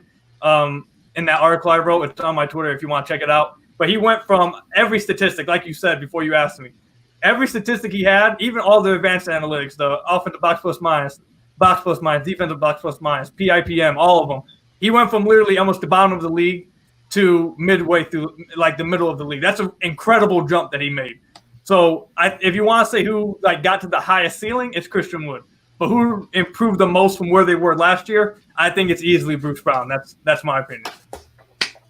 I'm gonna give you one of those, man. I'm definitely gonna go find that article, man, and watch it because, again, I look at Bruce Brown differently than most people because I think that his skill set's different. You know, everyone talks about Luke Kennard and Luke just having offensive skill after offensive skill, and people say, well, Bruce Brown's on a lockdown. Not yet. I think in time he'll be better at it. And I've compared him to he needs to be like our Marcus Smart. He's not going to be a superstar. He probably won't ever be an all-star, but he'll be a really good rotational player for us. And like you said, man, his numbers aren't going to pop out at you, but he does the dirty things. He hustles. He's unselfish. His shot still needs work, but he improved on it. He was a little bit more consistent with it this year. I'm a Bruce fan, man. He can play multiple positions, can guard multiple positions. I think he'll be a really good piece for us. So I'm glad someone else said that, man. I'm definitely going to go out to find that link and read that article, man. Can I say one more thing about Bruce real quick? Go ahead, man. Just lastly, just to point out again. So this is another reason why, just to give you guys some evidence, because I know I was just spewing and told you guys to check out an article. I don't have it right here. So I'll just give you some reason why. So this year, his playmaking, I highlighted this on Twitter. I have a thread about it. There was one game against the Milwaukee Bucks, and you guys know how bad the Milwaukee Bucks just absolutely destroy the Pistons. So the Pistons had, I believe, 27 turnovers against the Bucks. I believe it was the game in February.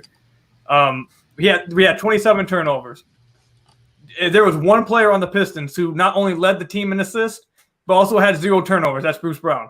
Each play, I highlighted each assist that he had. Each time he had the ball in his hand, he was the best playmaker on the floor against one of the best defensive teams, if not the best defensive team in the league. And he had 0 turnovers while doing it, while the rest of the team had 27. That's one. And second, I interviewed Bruce about this specifically. And this, I think, was the biggest jump that he made, which really unlocked his game. Like I said, before this season, he couldn't shoot at all. He told me that throughout the entire offseason, he spent nonstop working on shooting, because he knew before this season he was going to be a spot-up shooter because he had Blake, Luke, Reggie, Derek, blah, blah.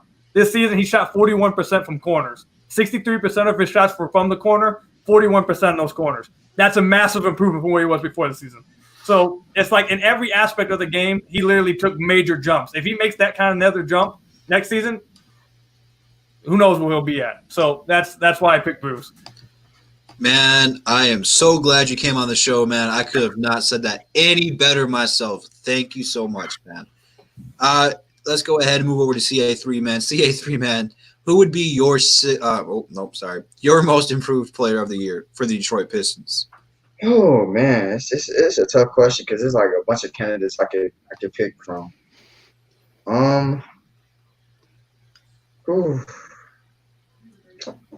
But if I had to pick one that maybe too many people aren't gonna pick, I'm gonna go with Luke Kennard because we saw this season that he could be the second to third option on this team. He has the potential to do that, even though he didn't play that many games. We saw he had that potential because before Blake came, he was a very good second option to Andre Drummond, and was averaging about 19 points. So, he showed what he could do, and I believe he's the most improved player because, like I said, I think he made probably the biggest jump because I think last season he averaged 9 points per game. And I guess didn't really get as many touches, and we weren't really able to see what he could truly do. But this year we were able to see that jump, and he showed that he could maybe be next year, maybe be a second or third option, a really good one at that. Absolutely. Pistons talk, man. Who would be your most improved player of the year for the Detroit Pistons? I'm very torn between two people. But I'm going to go with Steve Mykhailiuk. I think he had really big improvements from the first year that we traded him. Really didn't see too much of him, but I just really liked just the way he moved without the ball this year when he did get an opportunity after the injuries. And I don't know, I'm just really high on Svi, and I thought he had just a really good season with the Pistons. Hey, man, that's a good answer, too. Luke Kennard had career highs almost in every single category as well. Anytime you have a guy getting 16 to 17 points, getting 4 assists, and shooting almost 40% from downtown, that's a huge jump. I just wish he would have stayed healthier, but there's nothing we can do about that. And of course, with the season getting cut short, he was ready to come back right around the time the season ended. So, I think that what people are going to talk about Luke Kennard is he's only played 20-some games last year. Well, you're going to remember season got cut short a little bit. So I don't really want people using that to knock Luke Kennard, but people will find a way to do so. Bravo, how about yourself, man? Who would be your most improved player for the Pistons? I think the most one that improved statistically speaking, in terms of the stats and numbers, I think is Luke Kennard. Luke Kennard jumped up from like 9.8 point per game to 15.8 per game. He jumped up by 6 points digits, and he's averaging 15 to 16 point a game. I think that's a great improvement. But I think the best player that improved the most, he was the player that I voted to be for the Rising Star Championship game and the All-Star game. I think it's V. Mihailuk, in my opinion. He's the guy who deserved the most improvement and most improved player. A lot of our players got improved. Kristen Wood, look at also like Bruce Brown. Even I'm going to say Langston Galloway also improved his percentages. He was lethal in the corner. But I'm going to stick with Svi Mihailuk as the most improved Piston player for 2019-2020 season. Hey, I definitely dig that one as well. J-Mo, man, you had somebody different than when someone's been spoke before. Who would be your most improved player for the Detroit Pistons? I don't have anyone different, but I'm definitely going with Luke Kennard because I've been hyping up Luke Kennard since we drafted him, and I first saw flashes, and then I feel like in year 2 he showed me what I needed to see. In year 3, even in the games he played, he showed me he could be a top level scorer in the NBA. He showed me he could average 20 a night, 22 a night. Like if Luke Kennard, like I've said it before, this guy's taking 17, 18 shots a game. Like you can't tell me he's not getting 20 or better. So like he added a lot to his bag, added the step back, and like he showed me that he could be a top tier level scorer. And it's something that I always thought he could do, but I hadn't had proof. Like speed in right now is where Luke was in his second year. So we don't know if he'll be that Luke level scorer next year or not. But if he makes that jump, then he makes that jump. But I feel like Luke was in the same position as Speed was when it comes to where we were wondering about development. And then the next year he just had that huge jump in scoring. Like before Blake came back and it was just him and Drummond and D Rose. He was having 19, D Rose was averaging 20, Drummond 17 and 15. I mean, we really saw what he could do. So I think it definitely has to be Luke Kennard, mainly because his passing. He averaged 4 assists. And I don't know who averaged the most assists. I know Bruce averaged 4. I don't know how many assists D Rose averaged, but 4 assists might be close to leading the team, which is terrible, by the way. But we got to. That's why we need a point guard. I wasn't happy with Blake being as good as he was last year playmaking. Like he shouldn't have to do that. But I definitely think it was Luke Kennard. Definitely. So we're going to go ahead and do the final one for this, and then we have 2 more topics before we get to you guys in the chat's questions. So make sure if you got a question for us, you hold on to that. But the final category for the end of the year awards would be defensive player. Benjamin Foaston, you said Shaqtin' a fool. Hey, we could save that one for a rainy day, man. But defensive player of the year, I have to go with Andre Drummond. He was here. Dang it, bro. I was going to shock him with that, man. I'm sorry, man. Bro. I'm sorry, man. It's the only one that's really logical. I mean, he averaged a block and a half and a steal and a half per game. So when he left, he really just didn't have any presence down low. And it wasn't like Andre was much of a presence down low. Not someone like a Hassan Whiteside who averages just an insane amount of blocks. But, he's been one of our better defensive players over the year, whether if people want to admit it or not. The thing about it that people don't realize is our guards were just terrible at stopping the perimeter. So, I mean, they really left Andre Drummond on an island down low, which it caused him to get into foul trouble, which when you get someone like a Giannis, which if you go back to watch the playoffs last year was getting a lot of looks before Blake Griffin came back at the rim, dunking all over Thon Maker, dunking all over Drummond. You can't let somebody get that kind of momentum. And when you don't have wing players or guards to help out, you leave someone down there all on an island by himself. But at the end of the day, he was still a top 10 in the NBA in steals and blocks per game. So he is my defensive player of the year. Bravo, man. Who would be your defensive player of the year for the Pistons? I think I agree with you, Andre Drummond. And we really miss his presence as soon as he left us. Guy was guarding the center, and he was doing good in his last year. And he's averaging the highest amount of block in his year, I believe, in his seasons, in his career. Let's call it that way. That's the better word. And I really like the way he played his defense last year. And I think he a little bit kind of like we noticed the difference when he's gone. Because Christian Wood is not really a good defender as Andre Drummond. So for me, Andre Drummond, other guy I really like also is Bruce Brown, but he is a well-known for his defense all around. So I'm surprised that he really played good defense. A third guy I was really impressed with, I think he played a fair, good defense, is Sekou. You guys don't believe, but he really blocked. He came up with nice. I impressed the most about Sekou, his lateral movement. The guy can move his feet. He follows people. He can stop. He can stand in front of them.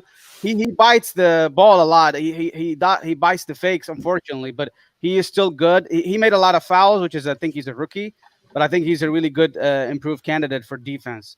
These are the top three choices. I don't want to talk. I liked Langston Galloway a few times. He defended Kyrie Irving, and a few times like he defended Trae Young. He played really nice last year. Best one, I think Drummond. I would agree. Pistons talk, man. Who would be your defensive player of the year?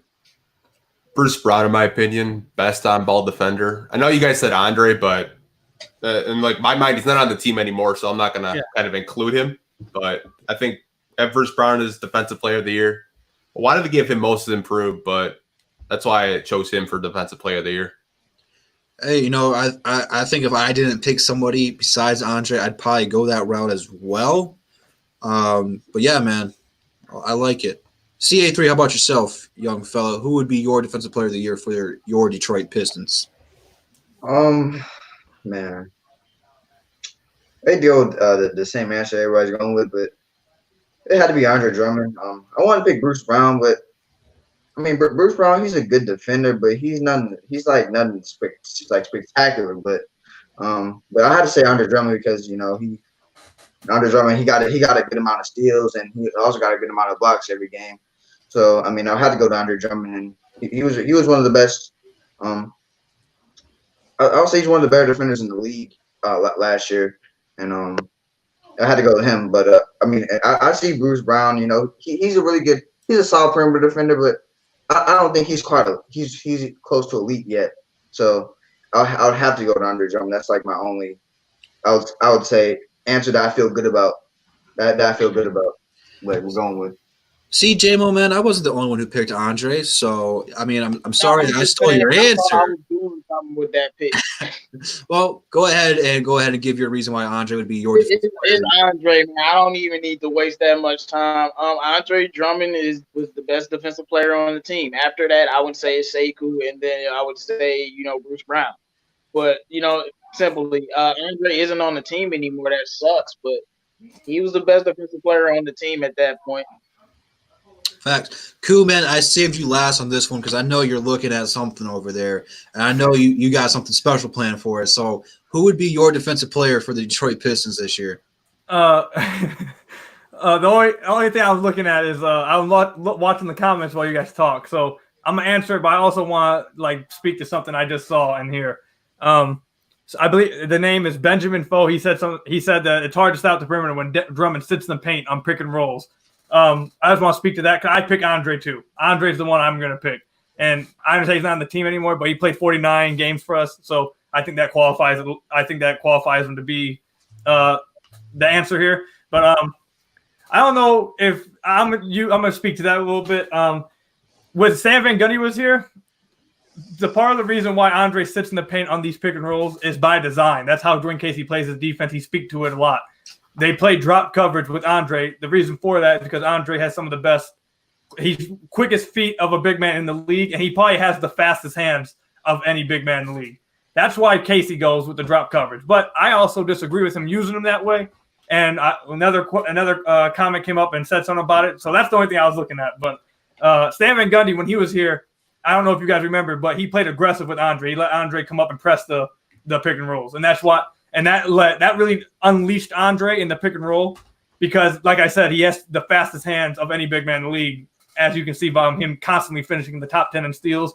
So it allowed him to get easy steals and get easy buckets for everybody because he's a force to be reckoned with in pick and roll, honestly, because he has super long arms. He looks like a swimmer, honestly.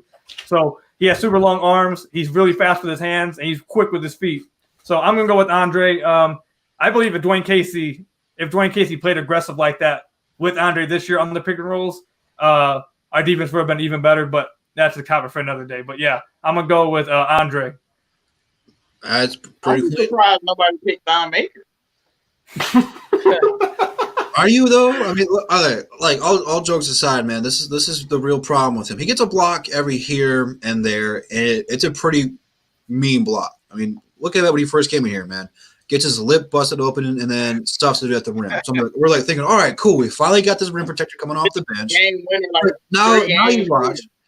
This dude can't grab it. I have never in my life seen someone who is 7 foot tall, that skinny, just be so uncoordinated to not grab a rebound. Like it's insane to me. And if you believe it or not, rebounding is a huge part of defense. It's literally taking away possession from the offense. So I mean that goes in a huge factor in determining how good a defensive player is. So for everyone who says Andre's not an elite defender, he's the league's leading rebounder. He has the most defensive rebounds in the league. So you have to put him in that conversation. I'm not saying that he is or he isn't, but we lost that. Thon Maker's just not that guy. I can't even say it as a joke that he's our defensive player of the year. If anything, he's the opposing team's best offensive player because they know they're going to get a second opportunity or something. So he's big for no reason. Yeah. Again, though, allegedly he's only 22. Show me the birth certificate and we'll talk. But I mean, he still has time to get better. And maybe he just hit a weird growth spurt. That's why he's uncoordinated. Maybe if he ever becomes coordinated, it's a wrap. I mean, he'll be unstoppable. But for right now, he's not. So we'll go ahead and move on to this. The Pistons are still looking for some GMs. And it has been reported. Oh, I hit the wrong one. I want to show it over here because Pistons Talk made this, and I thought it was funny. We got T-shirt Tom in the background throwing some T-shirts at an old lady, but it's pretty funny.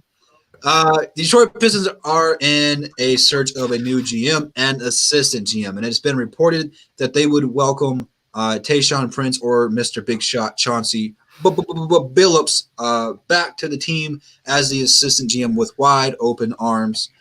I love it. I want these guys here in the front office by any means necessary, man. Get them here as soon as possible. My question to you, man, is this the right move, or should these guys be considered to be in the running as a GM? The only thing that I can say is, Tayshaun's had a few years over in Memphis to kind of learn that area of basketball. Chauncey's a really smart man. He just hasn't had any experience at that yet, so it'd be a learning curve. But from what's been reported and from what I understand, they're really going to be reporting to Ed anyway, and it really looks like Ed wants to be the president of operations and just kind of be like the man behind the smoke and mirrors and just kind of be like the final say-so. We'll have to wait and see this, but get one of these guys here, if not both of them here, by any means necessary at the end of the day. Jim, I'm going to start with you, man. Should these guys be assistant GMs or what? I definitely think Tayshaun should be someone that has to be a part of this organization. I'm not taking any shots at Chauncey, but you're right about him having to get to learn the baby steps in Memphis. But I want to bring them both on and maybe give each one of them a different job. But I don't know if that it'll work like that, and they can only just like Muhammad Al-Madani says. I know I butchered that, but anyway, hire both of them is what I would do, and it's just it'll make the Pistons fans feel good. And one thing I do know about Tayshaun and Chauncey Billups, they know basketball. They know championship winning basketball. So I think whatever the direction they're trying to build, maybe they can change the identity of the team, get us back to what we used to be instead of drafting certain players that the GMs might want to draft certain players that help the team and get back to the original mode that we had. I think it'll be good for the team. It'll be good for relationships. So I think it's a smart move. And you add them as assistant GMs instead of the actual GM. To me, that's an even smarter move because then you can go actually get your real GM, and then you still have them along with you on the staff. I think they both definitely need to be a part of the staff. But I would go with Tayshaun for the assistant GM role over Chauncey just because I think he's a little bit more experienced, even if it's just a little bit more. Like I said, man, I'll take either one of these guys, if not both of them. Have one be the GM and the other one the assistant. Dream ideal. I know that won't happen. It's unrealistic. It's just the fanboy in me talking because I grew up watching these guys. It's my favorite team of all time. I'll rock with that 04 squad till the day I die. Just so many memories. So I want to repay those guys and give them an opportunity to rebuild their success and make the Pistons good, So we'll have to wait and see what's going to happen again. But bring one of these guys in here by any means necessary. Bravo, man. What are your thoughts on this, man? We will welcome them here with open arms. The fan base will, the Pistons will as the assistants. So is that the right move? Should they be assistants? Should they be the GM? What are your whole thoughts on all that? So I'm more realistic in here and more practical. You got to bring the right man in the right place. You just don't want to bring player based, just a guy based because he's really the best fit or because he's a really ex-Piston player. I like him more as a assistant general manager, and I would love to have them both. Like Tayshaun is assistant GM, and let's say Chauncey is associate GM. Take off Pat Gary. We don't need him. So I would love them to have them both as assistant roles or associate role because they need to get a heads up start. And if we want to get at the GM, I would give the GM to probably to Tayshaun because he's got an experience. He is a vice president of basketball affairs in Memphis, so he's got a couple or 2-3 years. He drafted really nice players on his team, and it's not him himself, but the organization of Memphis drafted Ja Morant and it drafted the guy who's the center from Gonzaga. I forgot his name for a second. Carl, do you remember his name? Brandon Clark. He's a really nice asset to have too. So it looks like Prince, I think, probably has a role in it. And I would rather have Tayshaun Prince as a GM over Chauncey. However, I think Chauncey is the type alpha A personality. He would probably be a better, nicer fit in the public. But it's not about the public. It's about doing the job properly. So you got to select the right guy. I think probably Tayshaun Prince is going to be a nice start. And Chauncey is an assistant GM. I wouldn't mind that. Probably, if you ask me, I'm probably going to have them both or one of them as assistant GM. Who's the GM? Is still up to the question. I think the best guy for the business is Troy Weaver. I think he's the OKC second-hand guy, and he is the guy who makes a difference for our team. I think we need to get him if possible. But that's all my personal opinion. I don't know if it matters so much for you guys. This is how I think. I see a lot of people in the comments talking about rebounds not being important. Don't know how that's not related to this, but I can talk to you guys about how it is important in today's NBA, at a different time, different place. And here, man, I never said Dre was a superstar. I said he was an all-star. There's a difference, a couple different words there. So, hey, that is what it is, man. I remember that kind of book. Hey. I was like, what? Not going to go too far into that one. Never said he was a superstar. I said he was an all-star. I'll let the other person that comment talk about whatever he wants to talk about. Cool, man. How about yourself, man? Like the report says, we would welcome either the Palace Prince or Mr. Big Shot here with open arms to the assistant GM role. Is that the right move, or should we be thinking bigger with these guys and maybe move one of them to GM? I just made a video about this last week, and from everybody else's answers in the comments, I see I'm going to ruffle some feathers with this one too. They should not hire either of them, in my opinion, and I'll give some reasons why.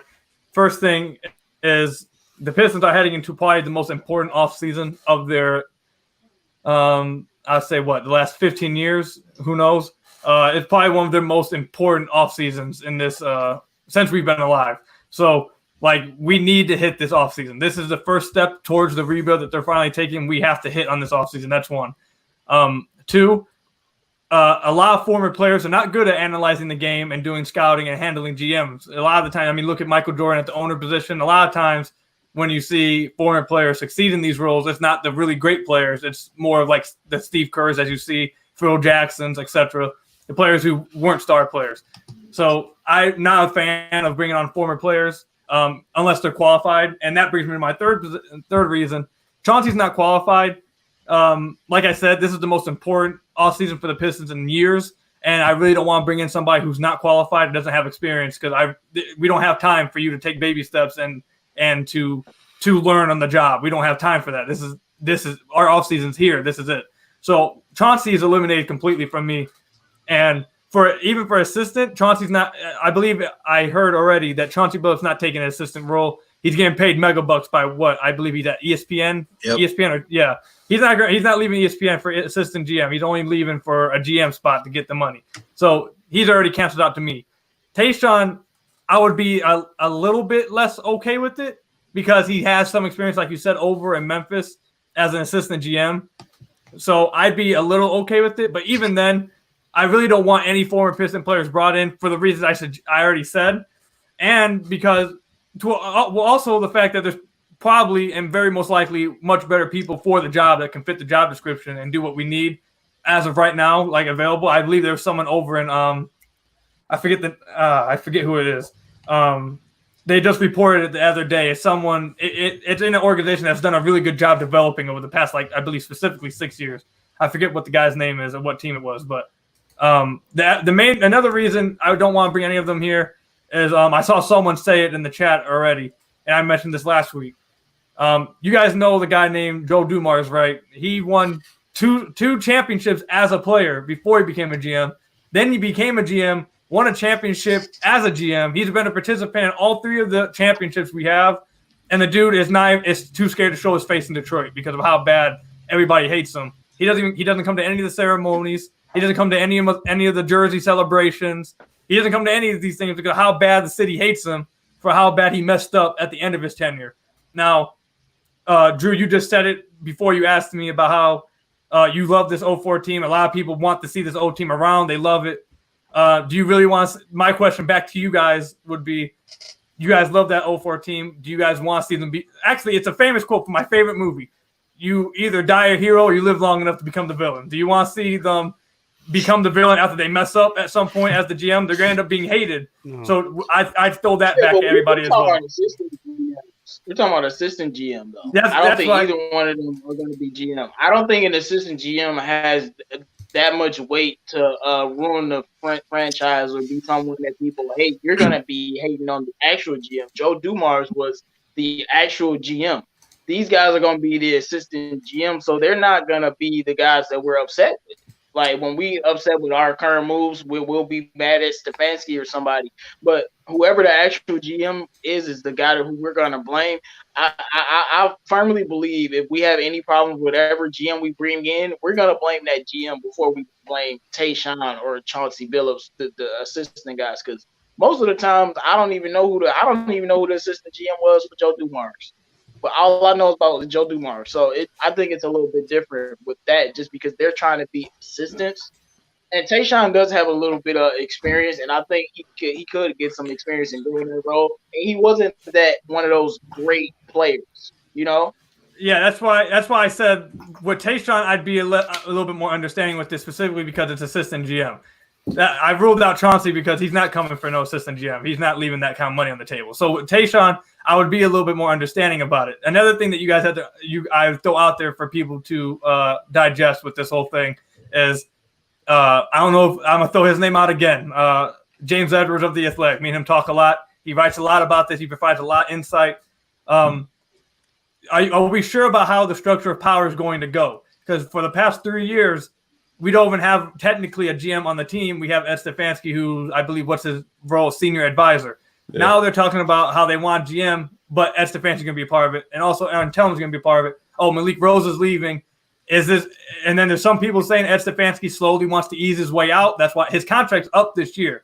So some people are saying he slowly wants to ease his way out. Some people are saying Aaron Tellum, who was a big part of bringing in Derrick Rose because he was his former agent, he has a lot of power in the organization. Tom Gores also wants to be the final say. Then you have Tayshaun coming in. It seems like, in my opinion, from the outside and from what I've heard, it's a really messy situation. So, one, I don't think Tayshaun, honestly, would be interested in this situation anyway, because it seems like a really messy situation to really get your chance at. So that's my opinion with it all.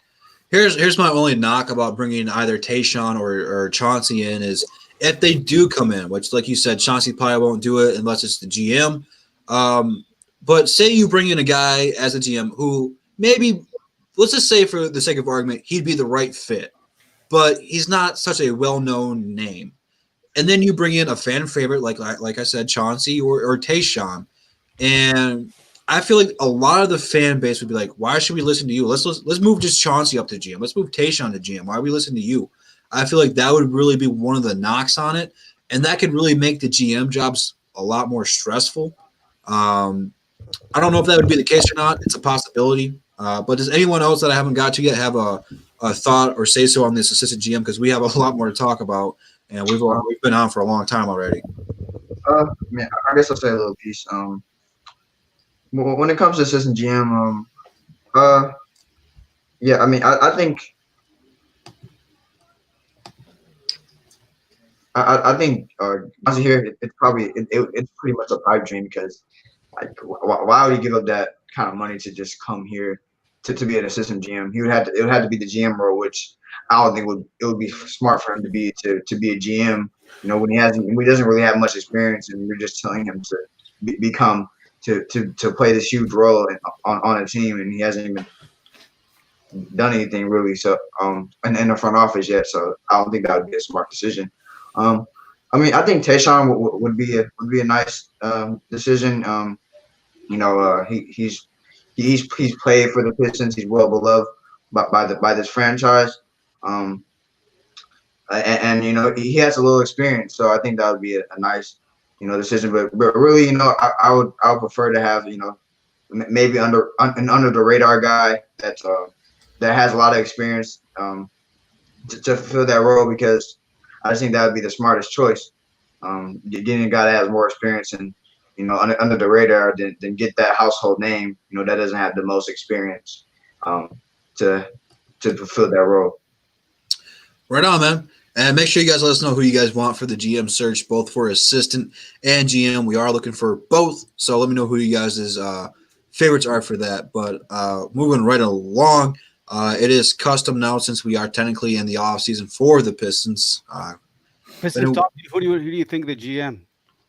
I don't think Chauncey will probably come. I mean, I was doing some research on gigs that he had interviews with. It was the Timberwolves, the Hawks, and I believe the Cavs. And he said no to all three of them. So obviously the money wasn't right for his family. I think he's doing broadcasting for the Clippers right now in Los Angeles and ESPN. I don't know if he's still working for ESPN. But as for Tayshaun, I don't think he would come here because I feel like Tom Gores has a lot of, I wouldn't say like power, but I feel like he gets in the way of a lot of what the front office wants to do. I don't know. We kind of saw it with like Van Gundy and wanting to trade Andre, and he didn't want to. He vetoed trades. But like an under the radar guy, maybe a Shane Battier, a Wes Wilcox, someone like that. I don't know. Okay. Right. And like I was saying, I'm sorry, I forgot about you, man. It's all right. It's a lot when you have a full panel on, but trying to move the show right along. It is custom that we go through and talk about a draft prospect. And with the lottery system or Detroit, we might not get a favorable bounce. And this next candidate is someone that, a lot of people are really high on or really don't know much about. And today's candidate is Deni Avdija. Did I say that right? Did I pronounce that right, Bravo? Deni Avdija. Damn it. I'm terrible with names, man. If we draft him, I promise you I will nail it. It has taken me forever to say Svi Mihailu correctly. So, hey, it's nothing against the people. I'm just terrible at pronouncing names. But, fellas, man, I feel like if we are hurt by the lottery, move out of this top 5 spot, and he might even be a top 5 pick. I don't know what teams are thinking about him. He could be a possibility for the Detroit Pistons. And, I went through last week, did my little film study on him, And quite honestly, I think he's a solid player. I don't really know what his ceiling is. A lot of people compare him to Luka. I think we need to pump the brakes on comparing other people to NBA players in general, but especially with foreign players. Foreign players are always really skeptical for me, and dare I say his name on the show for the sake purposes of Darko. I'm sorry, I have to, but that leaves a bad taste in my mouth from it, and a lot of fans feel the same way about that. Is we screwed the pooch on that one. It's safe to say that. But you have to look at the NBA right now is we understand those players, we scout those players more often, and you're getting people more and more now coming in the league, whether if they're a star or not, who are foreign, European, all over. I mean, Africa has had a huge spike in people coming over. Europe, Israel. I mean, all these people over there are just having a huge spike in their numbers of people coming over the NBA, and they're all over the place and skill level. So, I mean, you really don't know. And he's playing against some former NBA competition over there. I know he had Amari Stoudemire on his team. I know he's close to 40 now. So, I mean, it's kind of tough to say what the competition is like because we don't really know the competition over there. But I'll tell you what, man, this guy is money from the corner. He is a streaky shooter. He can pass the ball. He's a solid defender. He can rebound. He does a little bit of everything well. I think we're looking at a multi-year developmental stage with him. I think the adjustment to the NBA is really going to be hard for him. I'm talking speed, physicality, all kinds of different stuff. I think that's going to be the most difficult thing for him. Unlike Sekou, where Sekou is super athletic and stuff like that, he was able to kind of hang his own right there. But you can even see fatigue got to Sekou. He hit that rookie wall. So we'll have to wait and see with this. And I think if we fall to 6, I think he's a more realistic option. But even then, I'm taking someone like a Cole Anthony, a Halliburton, if he's available, Killian Hayes, if he's available. I think those guys are still above him on my list. Personally, I think we really need to address the point guard situation. But Bravo, I know you know a lot more about him than probably most of us on this panel. So I'm going to start off with you, man. What are your thoughts on Deni, and how would he fit the Pistons if they took him? Okay, I'm going to share the screen with you guys a little bit about Deni Avdija. Kid from Israel, only 19-year-old, 6'9", 250 pounds. He plays as a small forward, power forward, most of the time as a small forward. And I say forward because he takes the ball as a secondary ball handler. It's not just a catch and shoot guy. He's still young. He's 19. He is from Israel. Plays for the Maccabi Tel Aviv. And he plays with players like Tyler Dorsey, ex-Atlanta Hawks point guard. He plays with Amari Stoudemire. And also he's not averaging points. He's only averaging 7.7 points. Played 90 minutes most of the time, an average. Again, he played for a couple of leagues, the Israeli League and the European Championship League, EuroLeague. He is averaging 51% from the field goal, which is really interesting. A field goal of 51% is considered relatively high in the EuroLeague. And his points really comes from the post.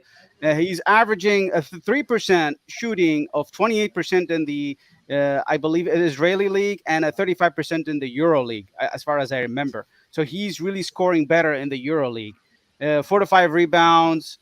I'm gonna go with a comparison quickly. Danilo Gallinari. He's really close to that. I mean, but I don't think he's got the body of Gallinari. He's a slim frame. He might gain some weight, become like Gallinari. A lot of people comparing him to Luka Light, but I don't think he's there. A more traditional guy is Cedi Osman from the Cavs. Probably like if you see a lowest bust potential for him, he's probably a Cedi Osman. Pros, I'm gonna go. This guy has a really high IQ. I've seen his play. I did a lot of digging into his. This is the guy I most watched in the NBA draft so far. This is interesting. I don't know why I did watch a lot of his film, but I did watch a full game for the Israeli League between Maccabi Tel Aviv and FC Barcelona, which is really a good team, by the way, in Europe from Spain. He played really well. I really was impressed by the way he played. For a very, very minimal ball possession. So he was very efficient. That's my point. He's like Sekou. He don't get the ball a lot, but he still scores. He's really like a really nice high IQ player. Playmaking, passing, he is a secondary ball handler. Again, I've seen him taking the ball at the center, and he initiate offense just like a point guard in a few situations.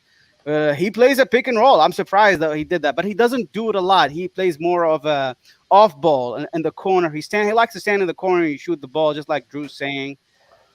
He can block. I was surprised by his also defense game. He blocks some good players.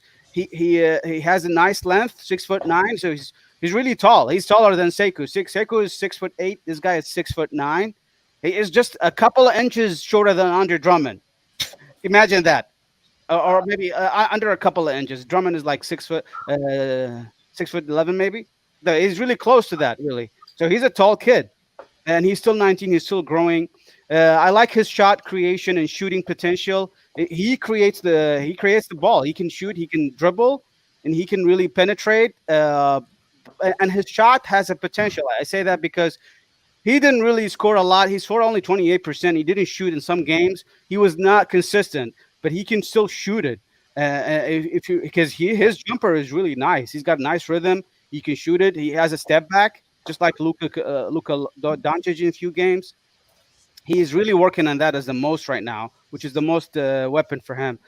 Cons, he lacks athleticism for sure. He's not strong. You can name a lot of cons for him, actually. He's not strong. He's lack athleticism. He can easily get bullied in the post. If he plays a power forward, small forward, he's not really lateral, good movement. He doesn't really follow people so much sometimes. So he would be a better shooting guard than a small forward because of the defensive.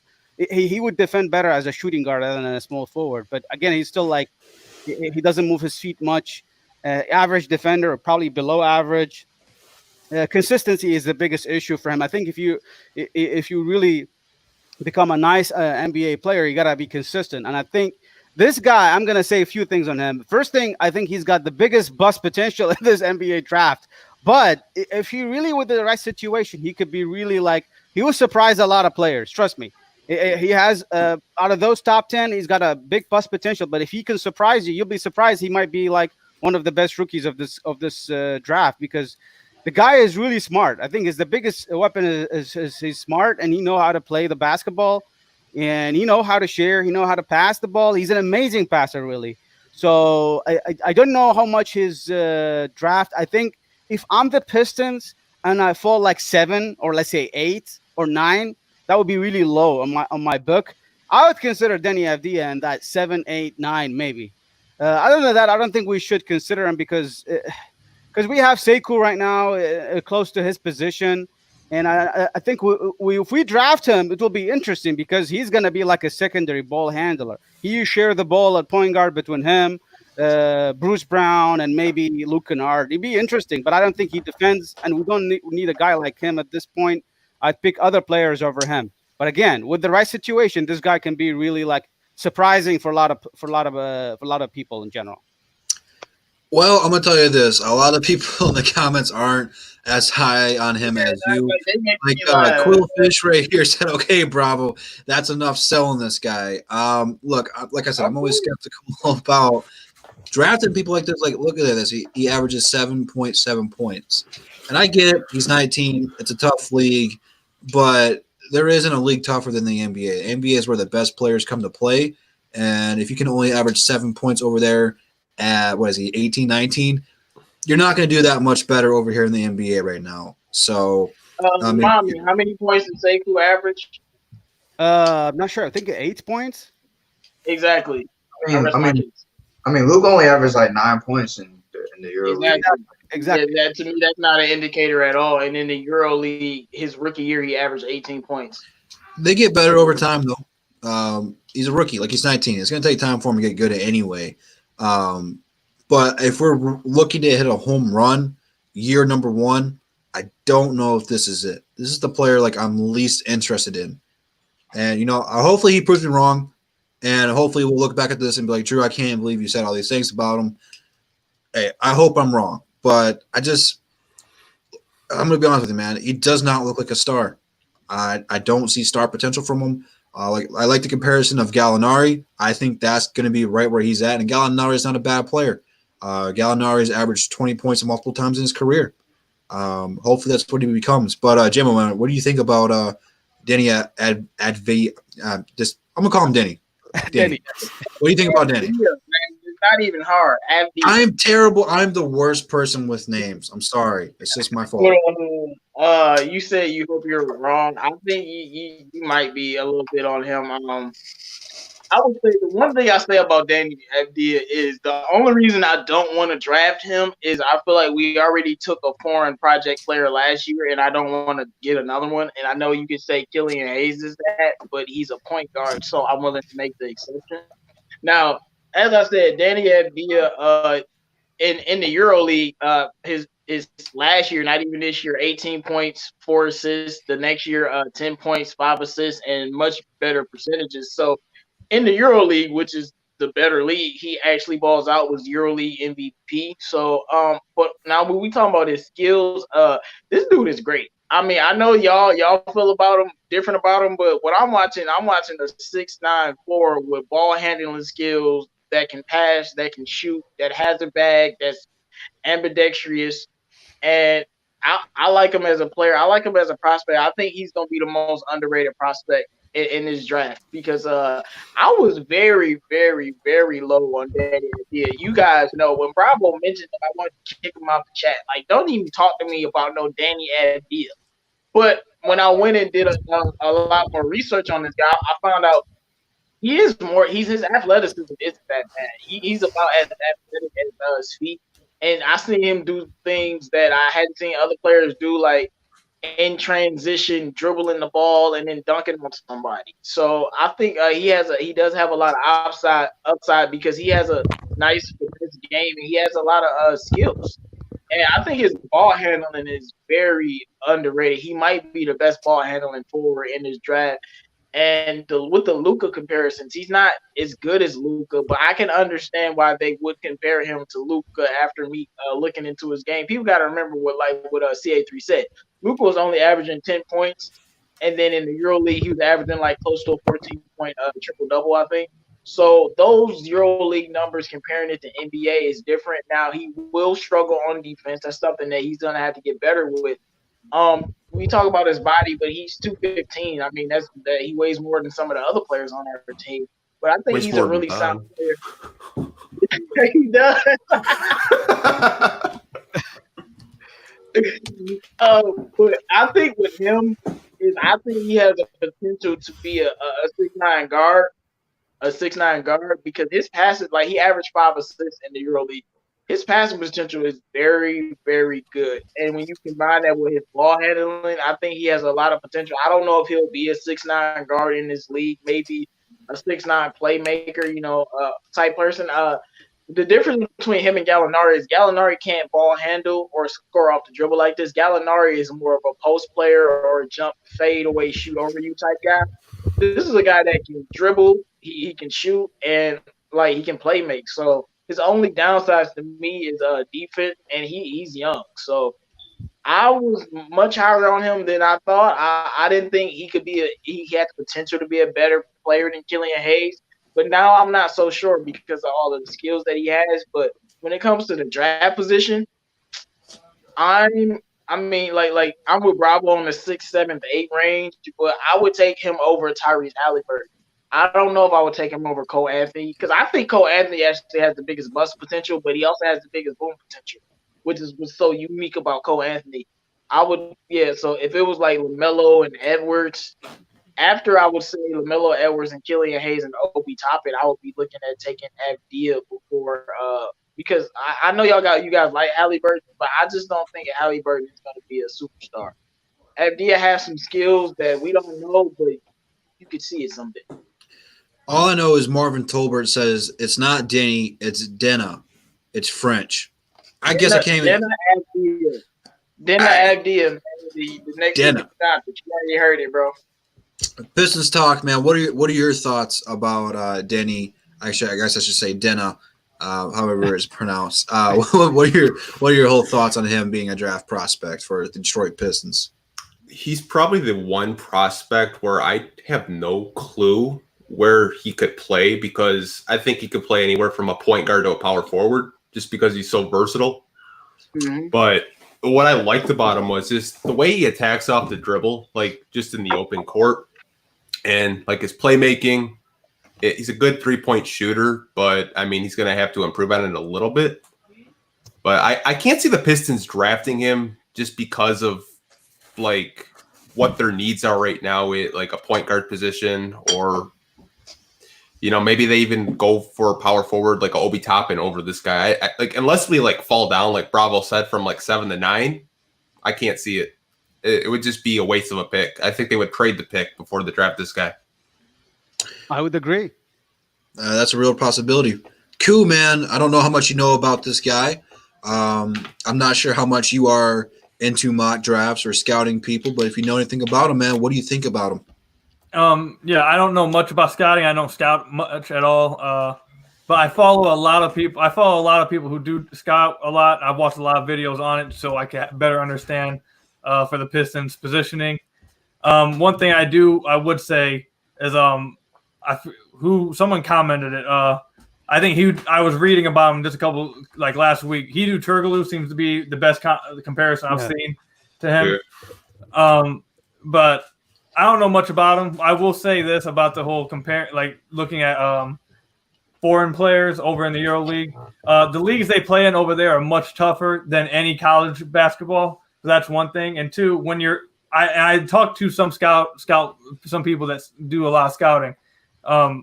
The thing they look at when you're scouting, they don't look at your numbers. They don't look at any of that. They look at like your tools, what you show, what your potential is. Like what are you showing that you can do on the court, not necessarily your stats. Because like I think a lot of you guys have pointed it out already. Giannis didn't average a lot at all over there. Luka didn't average a lot over there. Like, and then even if you look over in America, in college basketball, a lot of these guys aren't averaging 30 points a game, 20 points a game that you see like getting drafted high. They just show what they can do, like in the NBA and an open court and better teammates, etc.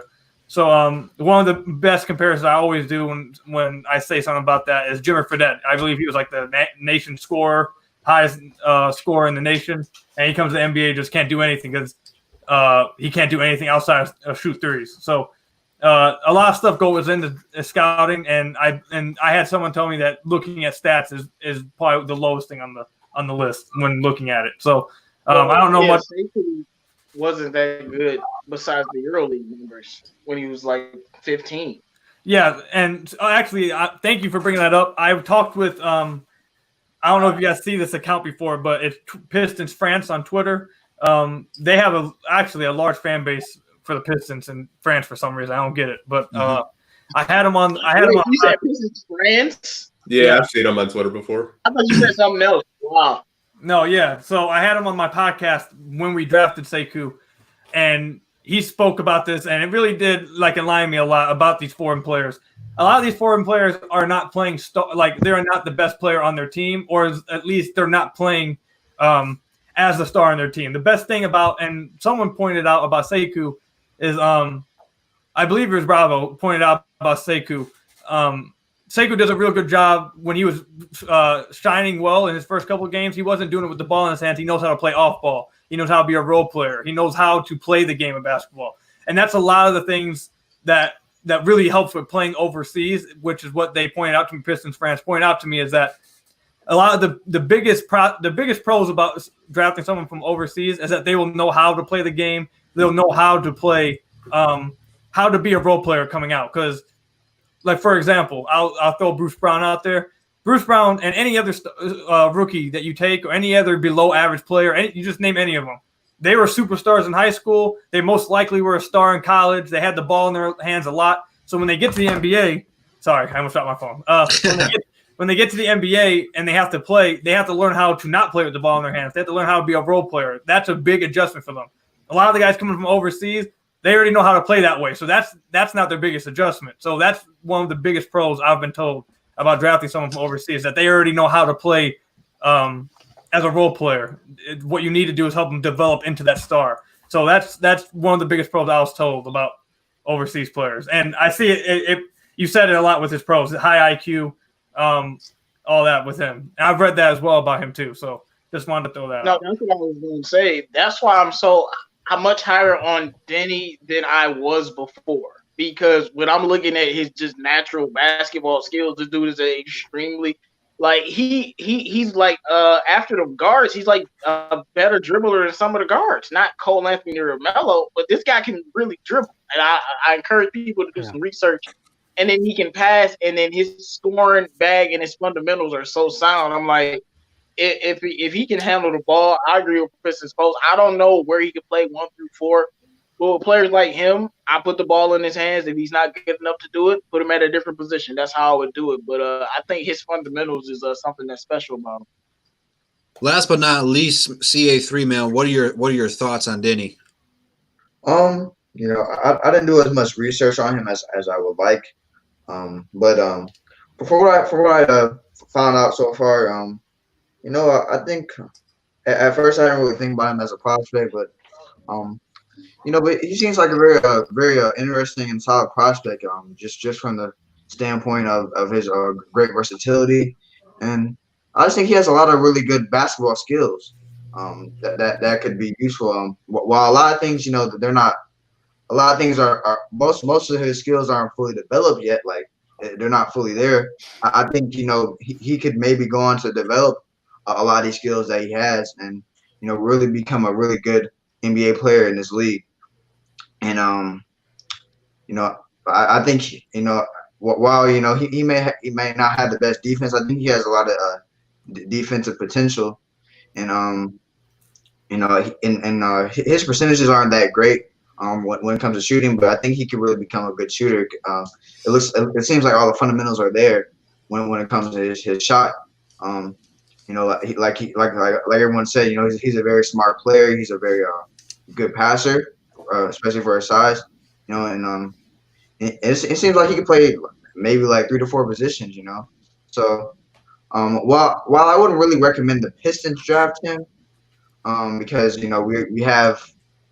we already got Sekou, and we really need a point guard, and I don't really see us falling, so far, but where we would be forced to take him, but I just don't think it would be a smart draft pick.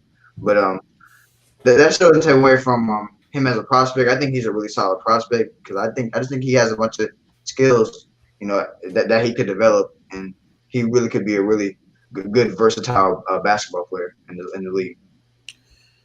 Yeah, and the last thing I'm going to say about it is I agree with what he said. He looks like he's going to be a good role player. He's a good spot up shooter from the corner. He can pass. He can play.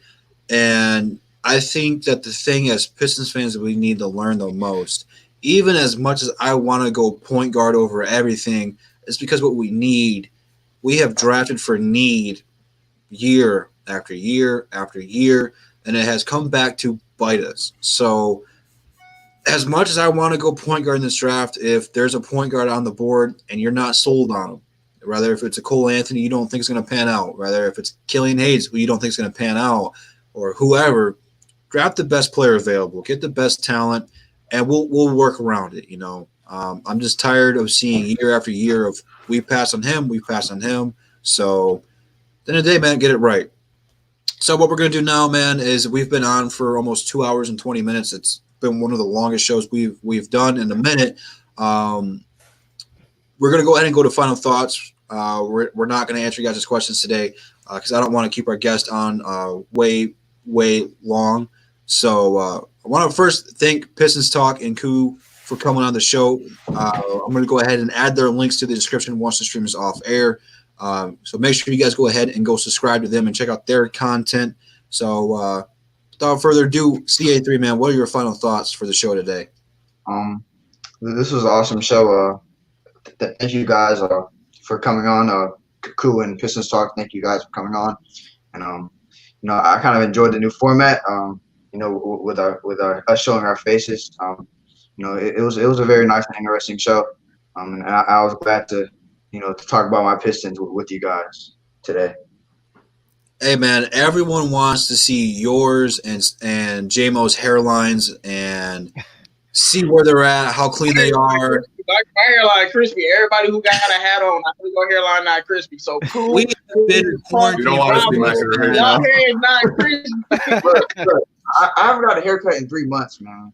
All I know is when I see my barber, bro, he's getting a big about tip. to have dreads in a minute, bro. So like you grow hair out. I'm trying to grow my hair out to get my braids back. So you ain't trying to see none of this. I swear. Hey, it's a good time to do it, man. Barbers aren't open quite yet. We gotta wait till Yep. Monday for all that. So hey, you picked a good time to do it. Bravo, man. What are your final thoughts for the show today, man? Nice show. I enjoyed the show with all of you guys. Thanks for coming. Hey, thanks, Koo. It was nice to have you on the show today. Piston Talk, man, keep it going. I like your videos, and we'd like to see you more here. You and Koo again, maybe in the future. We got a lot of things coming ahead for us in the next off season. Hopefully, we'll talk a lot of things during this off season. And I'll hand the mic back to Drew. Thank you, Bravo. Thank you again for coming on. And thank you again, Bravo, for the super chat. Thank you, Everything King, for the super chat as well. And thank you, PD, for the big $1.50 donation. I appreciate it. Pistons Talk, man, what are your final thoughts for the show today? Just had a lot of fun talking basketball with you guys, Pistons, drafts, possible trade scenarios. A lot of fun. Always enjoy it. Great group of guys. Appreciate for having me on. And you guys can go ahead. I'm sure you guys already follow him on social media because he's literally got follower on top of follower on social media. But you can go ahead and follow me. Did you change your name to Pistons Talk on both Instagram and Twitter yet? Just Instagram. I think someone on Twitter already has it. Okay, so Twitter, Pistons Wave, Instagram, Pistons Talk. Make sure you guys go subscribe to him as well. Cool, man. What are your final thoughts for the show, man? Just want to say thank you guys for having me on. I'd love to come back on whenever you guys want me. I had a lot of fun talking. I really like this format you guys got going. I think this is really cool too. Like I said, I'd love to come back on whenever. And had fun talking Pistons with everybody. Hey, man, you have an open invitation, man. We do this every Saturday, same time. So if you're available, man, hey, let me know. We'll get you on the show. Same goes to you, Pistons Talk, man. You guys both have open invitations. Real quick, man, Ball Don't Lie, love the name. He also has a channel. Make sure you guys go check him out. Sends $1.99. Thank you, sir. Says get Everything King on here. Hey, man, Everything King is welcome on here as well. Certainly would love Everything King, but thank you for the super chat as well.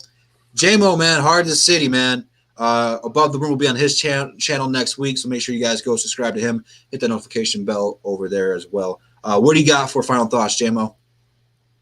Ball Don't Lie. Everything King definitely will be on here in the future, so you look forward to that. But I'm glad for Pistons Talk and Koo joining us. I've reached out to Koo before. It's finally good to be able to get him on the show. I definitely got to shout out my main man, Sekou got next, young Evan, joining the DSA. If you guys haven't learned about it or not, he joined the DSA, so shout out to him. He's been putting in a lot of work and helping us behind the scenes, and it's good for that young guy to finally get his shine. So he started his channel today, so make sure you go subscribe. What's his channel name, Drew? It is the Detroit Scoop. It's the Detroit Scoop. We might, do some work on there. So I just wanted to make sure you guys do that. Also, I wanted to say you heard it here first. Deni Avdija will be nice. And as always, no Luke Kennard or Sekou slander or Lonzo Ball slander will be tolerated. Good day. Hey, man, I just want to thank everyone for coming out and kicking it with us, man. If you guys have not, make sure you guys please hit that like button. It helps us and it grows the channel more and more. Make sure you go down in the description for my links and handles for social media for Instagram and Twitter are in there as well.